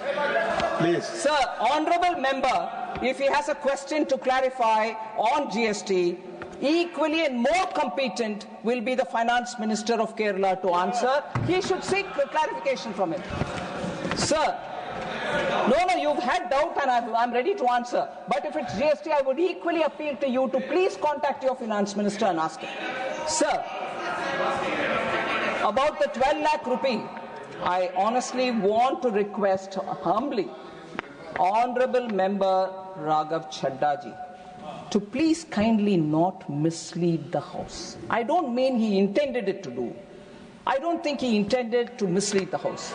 But the way he put the whole detail about the personal income tax, which has come in this budget, sir, 25-26, we issued FAQ. Just as soon as I finished my speech, the FAQ was put out. Lots of people who asked the questions have all been comprehensively given explanation. For an honorable member to come to the House and say, no, you will pay entirely every rupee post your 12 lakh salary. No, the marginal relief takes it further down. You don't need to pay till about 12 lakh. 12 lakh 75,000 what you don't end up paying. Mr. Raghav Chadda, you have already spoken. No, and after 12.75. Please take your seat. Please take. Yes. Please. 12 points, sir, for his understanding. Raghav Chadda, honorable member, kindly indulge me. I will give you number by number. Listen to me. Sir, 12 lakh 10,000. If suppose the person earns more than 12 lakh, that was his core worry. I'm saying, if he earns more than 12 lakhs, suppose he earns 12 lakh 10,000, the tax without marginal relief would have been 61,500. Whereas with tax marginal relief given, which is given in the budget, he pays only 10,000 rupees. All right, sir. So is 12 lakh 50,000. What if he earns that much? The tax without marginal relief. Listen, please. Listen, please. Mr. Raghav Chadda, please. You misled the House. At least hear it now. Take your seat. You misled the House. Please take your seat. I am not allowed to. Please take your seat. Sir, if a person earns 12 lakh 50,000, tax without marginal relief for him would have been 67,500 rupees. 67,500. But with marginal relief offered, he will pay only 50,000. Suppose he is earning 12 lakh 70,000 rupees. Without marginal relief, he will pay 70,500. Whereas with marginal relief, he pays 70,000. And it is only when he reaches 12 lakh 75,000, his tax will be 71,250 with or without marginal relief. All right, that is it. What do you expect me to go on till 20,000? So, Raghav Chadda being a chartered accountant, I repeat, is only misleading all of us rather than informing people. And this is put out openly. There's no hide and seek in this. This is put out, the calculation are put out openly. And a chartered accountant keeps repeatedly saying, that's exactly what I'm asking. I'm saying that in written and in oral. What more does he want? I've not hidden anything here. Sir, also, sir, I want to just highlight, sir, Kerala, before I go off to the other. Kerala, sir, honorable member said you have not said much about Kerala. August 2024, the Union Cabinet approved industrial node in Palakkad. Kerala, Kannur Airport operationalized under RCS Udan scheme. Site clearance granted for construction of Greenfield Airport at Kottayam. Please, now better. 1,300 kilometers of national highway constructed in Kerala in 2014, since 2014. 1,126 kilometers of national highway corridors being developed under Bharatmala Pariyojana in Kerala. Sir, I will continue, but the problem is they will say you have not said anything about Kerala. The moment I start reading the list, then they'll shout me down. Is this fair, sir? Metro, India's first water metro, inaugurated by Prime Minister Modi in April 2023. Kochi Metro, inaugurated by Prime Minister Modi in 2017. 25-kilometer metro rail operationalized since 2014. Record railway budget allocation of 3,042 crores for Kerala. 125-kilometer of new tracks constructed in Kerala since 2014. 2 Vande Bharat trains started. 35 railway stations being redeveloped. Social infrastructure, sir. 1.6 lakh houses built under PM Awas. 2.5 lakh household toilets constructed under Swachh Bharat Mission. 21 lakh tap water connections provided under Jal Jeevan Mission. 82 lakh Ayushman cards provided. 1,500 Jan Aushadhi Kendras operationalized. 66 lakh Jan Dhan accounts opened. 1.6 crore Mudra accounts sanctioned. That's for Kerala.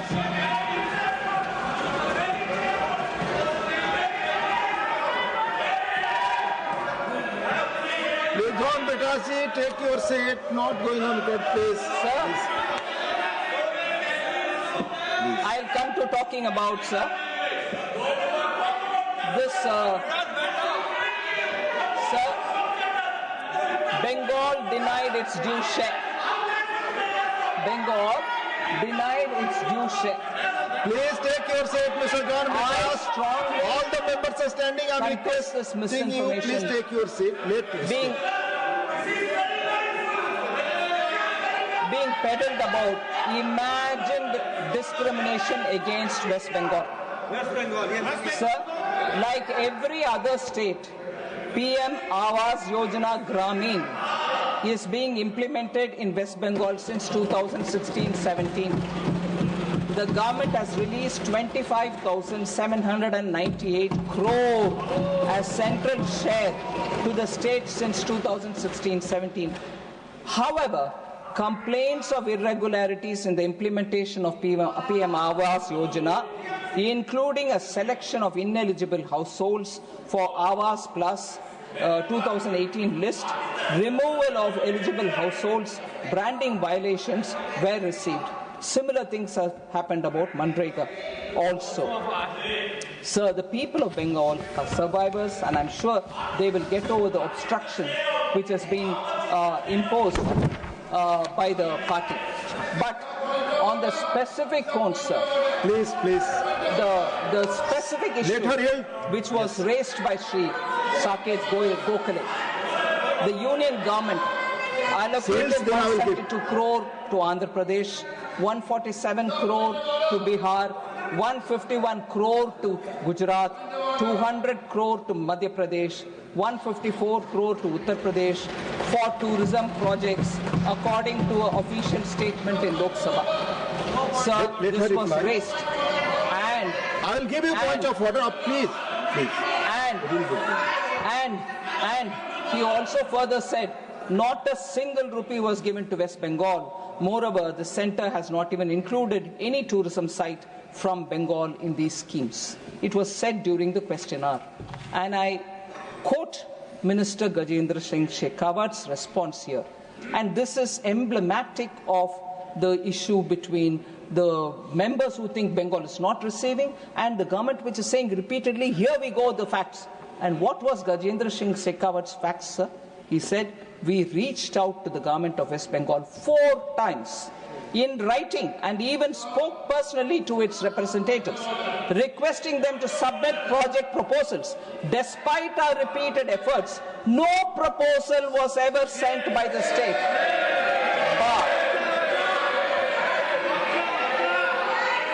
So, the center, Gajendra Singh Shekhawat said, the center isn't showing any stepmotherly treatment.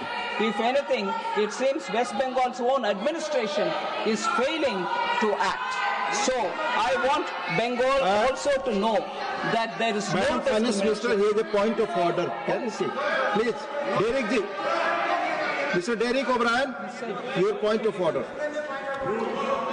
Point number. Rule. Within the rules. Yes. Which rule? Within the rules. Let me finish. Let me finish. I'm going ahead. Within the rules. Sir, with your permission, please. If there is no rule, I'm going ahead. With your permission, sir. Within if there is the no rule of 239, the point of objection being raised. If there is no rule, with your permission, I want to go ahead. 1 minute. 239. Sir, within the rules I was asking for the last 3 minutes. Please. Now you've given me 239. Yes. 239 is the rule. I'll just bring it to your notice. When for the purposes of explanation during discussion or for any sufficient reason, no, let me read it. Any member has occasion to ask a question of another member on any matter under the consideration of the council, he shall ask the question through the chairman. That's the rule.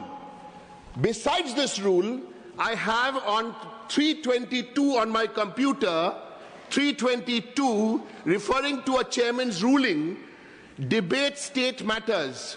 That is my ruling, sir. Please pull out 322 on your computer and I'm asking the question. State matters. Without prior notice, I'm reading, nothing should be said derogatory about a state government. That is a rule. No, sir. Wait, that's a ruling. That's a ruling. Now my question. Please. Sir, 239, my question. Yes. I have a pointed question to the finance minister. Pointed question. Yes. Pointed question. Please. 7,000. Please. Pointed question. You answer me yes or no. 7,500 crores owed to Manrega for Bengal. 99.2 compliance has been made. Where is the money for Manrega and Awas Yojana? Where is the money for Manrega and Awas Yojana? No, don't mislead us. No. Don't tell us about who came on Monday. Nothing is going on record. Please take your seat. Sir. Please, no point of view. Please. Sit. Please. Sir. Honorable leader of the House, Mani, please. Sir, nothing derogatory against any state government has been said. Yes. They are trying to politicize the issue. You raise issues, and you try to give an impression that something injustice is being done to a state. And the national and the union. Please take your seat. आपकी कोई बात record पे नहीं. Is this a fish market? Are you making it a fish market? Are you making a fish market now? You don't have even the decency. You don't have even the decency to hear. Yes, please. Here, you have got only the मर्यादा के साथ एक दूसरे से बात करो. only one thing to put charges. Please. Sir, yes, आपकी बात ही रिकॉर्ड पे जा रही है. Please. Nothing derogatory has been said against any state government. Right. Number one. Number two, they have raised issues that they are not getting justice to the respective states. The Union Finance Minister is answering one by one the issue how Government of India and Modi government has given more than justice to their states and how the corrupt government of West Bengal is not responding to the fiscal laws and rules. That is what she is trying to say. And now, Mr. Chairman, sir, I would like to request you that there should not be any point of order and let the Union Finance Minister give the answer incomplete. Please. Thank you, sir. Please. Sir? Let her speak. Nothing is going on record now, please. Yes. sir. Honorable Finance Minister. There were questions about how our government is probably doing not adequate for MSMEs. I want to very clearly say, in the last 3 budgets, we have repeatedly taken step after step, and in this budget also, many steps have been taken to strengthen MSMEs for accelerated growth of enhanced limiters, enhanced credit limits, So micro and small enterprises have been given credit guarantee cover from 5 crores to 10 crores. Startups, coverage has been done. They are correct. They have not to answer the people of West Bengal. They have to answer their leader Mamata Banerjee, and that is why they are doing all this. Please. Sir, so innovative financial tools have also been brought in for customized credit cards, and the credit card offering is about 5 lakh rupees. Support for first-time entrepreneurs have been given. New term loan scheme has been offered, and up to 2 crores for first-time entrepreneurs for next 5 years, particularly the SCs, STs, and entrepreneurs who will come from those communities. We have given leather and footwear the industry enough support so that their businesses can grow. And leather and sector also has been given an enhanced importance. Imports for wet blue leather now fully exempt from basic customs duty, so that crushed leather exports freed from a 20% duty to encourage domestic value addition and export. So national manufacturing mission has also been given. EV and mobile production is also being encouraged. The import of several of the critical minerals have also been enabled. So there are very clearly steps from July 24 budget continuing even in this budget. So MSMEs have always received a very important place in our budget making, sir. बचपन में हम लोग देखा करते थे कि cricket के match में जब टीम हारने लगती थी तो विकेट उखाड़ करके चल देती थी।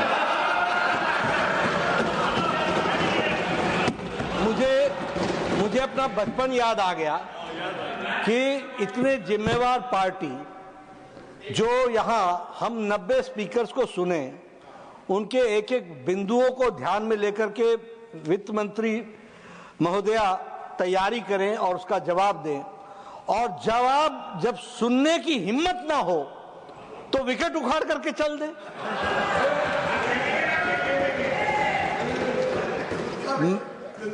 खुद का विकेट उखाड़ करके चल दें। ये संसदीय परंपराओं के विरुद्ध है।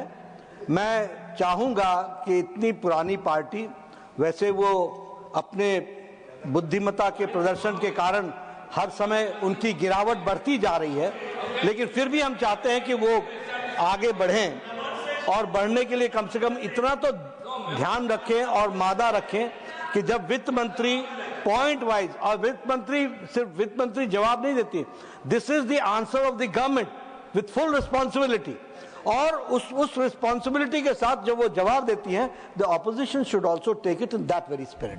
Thank you. माननीय वित्त मंत्री। Sir, since very senior member Tiruchi Shiva has been saying what about Tamil Nadu, I thought I'd list out whatever has been done for Tamil Nadu.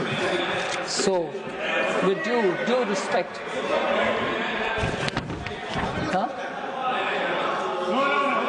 you want me to sit down? Yes, Tiruchi, first you have to take permission, my permission, sir. Please, yes, please sir, put your question. Tamil Nadu government has asked for 2 very important metro projects, Madurai and Coimbatore. Nothing has been said. And so also the due for Manarega and SSA is still pending with the union government, has not yet been given.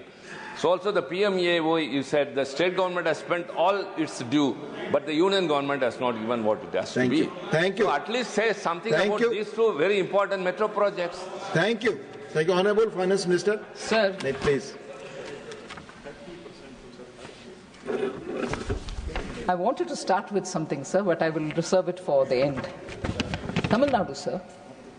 Chennai Metro Rail Project Phase 2 was approved by the Central Sector Project, 63,246 crore, of which 65% will be financed by the central government.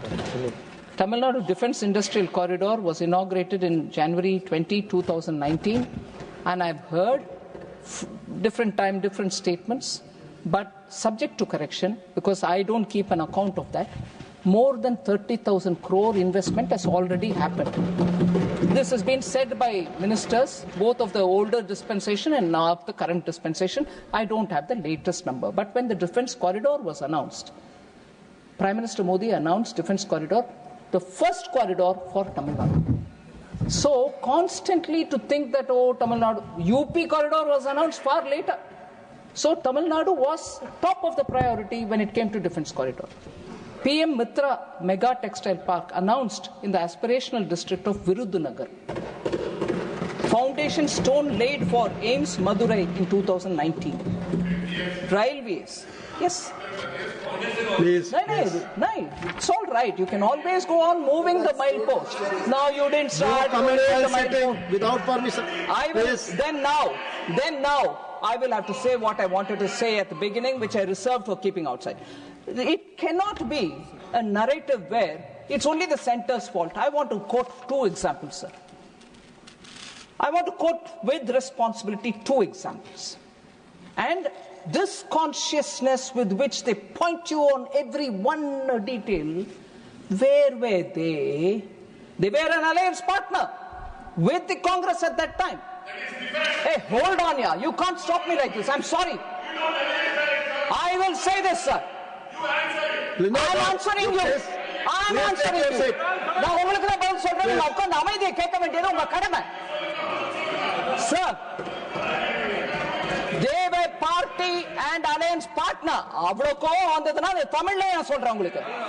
Sir, with your permission, I want to say this in Tamil because there's a member who thinks I'm saying things which are not related. I will say it because it was Prime Minister Modi who, despite a silent partnership and a result which was against the people of Tamil Nadu, Jallikattu was banned in Tamil Nadu when they were partners with Congress. It was Prime Minister Modi who removed it from that list. Appa inga poninga. Appa yen kekkala. Appa Congress party yen kekkala. Enna apdi pandrenu. Yen kekkala. So, எப்ப பாரு மோடி தான் தமிழ்நாட்டுக்கு விரோதம் சொல்றது தப்பு. அமைதியா உட்கார்ந்து கேட்கறதுக்கான தைரியம் இருக்கும் உங்களுக்கு. That's one example, sir. Second example I will say, sir. அமைதியா உட்கார்ந்து கேளுங்க, தைரியம் வச்சுக்கோங்க, மனசுல திடமா இருங்க. மனசுல திடத்தோட தமிழ பதில் சொல்றேன், கேட்டுக்கிட்டு போங்க, அங்க போய் சொல்லுங்க தமிழ்நாட்டுல. சும்மா இங்க கத்தாதீங்க. Sir, second example. உங்களுக்கும் கொடுப்பாங்க மைக், நீங்களும் பேசுங்க அப்ப. Sir, Chennai metro.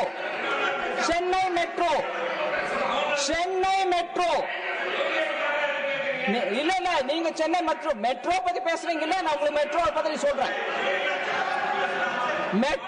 மெட்ரோ பத்தி பேசுனீங்க, நான் மெட்ரோ பத்தி சொல்றேன்.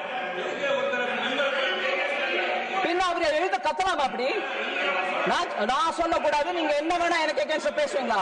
நான் பேசுவேன், அதிகாரத்தோட பேசுறேன், அவருக்கு அனுமதி கேட்டு பேசுறேன், அவங்க கிட்ட நான் அனுமதி கேட்டு பேசுறேன். You can't tell me that I can't say.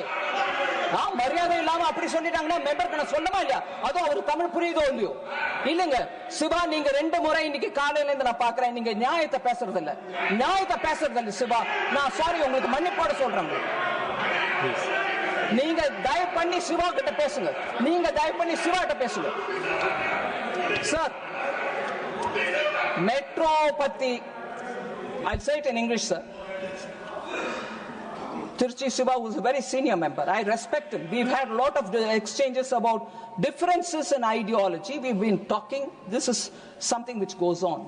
But since he raised the issue of metro, again I'm saying, it was the decision of the state government to not have the center do it, and it was a decision that they will do it themselves. this government or that government, I'm not getting into the picture. Now, if the state government has chosen to do it, it is their decision. And in a press conference later, when it was all charged against us, your urban development ministry is not sanctioning, you were supposed to get multilateral banks loans, you're not giving, Modi is not doing anything for Tamil Nadu. I was there in the press conference and explained it. Initially, central government said, we will get the multilateral assistance and support Chennai Metro Project 2, Phase 2. The state government, whichever the state government was, chose not to have it. From the center, they said, no, we'll do it ourselves. All right? Excuse me, sir, I am the minister. I was in the discussion when your ministers had come. I was the minister at that time. I heard it. Honorable Member Wilson, please go check it up with your own government. Mr. Wilson. No. I'm sorry. I've said this even in a press conference in Tamil Nadu. I'm saying it in English in Rajyasbha. That decision of the state government, we honored and left it and said, whenever you want to think about it, come back. If you want, I'll get the multilateral loan. Then, last year, Prime Minister Modi said, we'll do that for them. Because Honorable Chief Minister from Tamil Nadu had come, met up with the Prime Minister and said, we would want you to take it. And Prime Minister conceded. This is on record. This is on record. So two instances where the central government volunteered to say, Appa Jallikattu ungaloda da unga sattathila neenga maathikana dayavu panni neenga pannikanga. It is in your powers to change it and say Jallikattu will be allowed in Tamil Nadu. One second, Honorable Finance Minister. Honorable members, the reply to the discussion on the Union Budget 2025-26 is underway. If the House agrees, we may sit beyond 6 p.m. to conclude today's business. Do I have the leave of the House to extend the sitting beyond 6 p.m.? Thank you, Honorable Finance Minister. So, sir, in both the instances, the centre kept saying, we are willing to do it. But when it happened, even though they were alliance partner with the Congress, they didn't stop it. We didn't hold it against them. But we came and explained, saying, it is not us. It's not Prime Minister Modi who halted Jallikattu. On the contrary, we helped that even in the Supreme Court, we said, no, it should be part of Tamil Nadu's culture, so do. That was done by us. And so was this one, Metro, also done by us. Sir, highways, sir. Highways. 4,100 kilometers of national highways constructed in Tamil Nadu since 2014. 5 greenfield corridors being built under Bharatmala project in Tamil Nadu. Salem Airport operationalized under UDAN. New integrated terminal building phase 1 of Chennai International Airport developed at a cost of 1,260 crores. Social infrastructure. Over 12 lakh house built under PM Awas. Nearly 59 lakh households. Toilets constructed under Swachh Bharat mission. Nearly 89 lakh tap water connections provided under Jal Jeevan mission. 78 lakh Ayushman cards provided. 1,350 Jan Aushadhi Kendras operationalized. 1.6 crore Jan Dhan accounts opened. 5.7 crore Mudra accounts sanctioned. So, Tamil Nadu, sir. Tirchi Airport, Honorable Minister Murugan is also saying about it. That got inaugurated.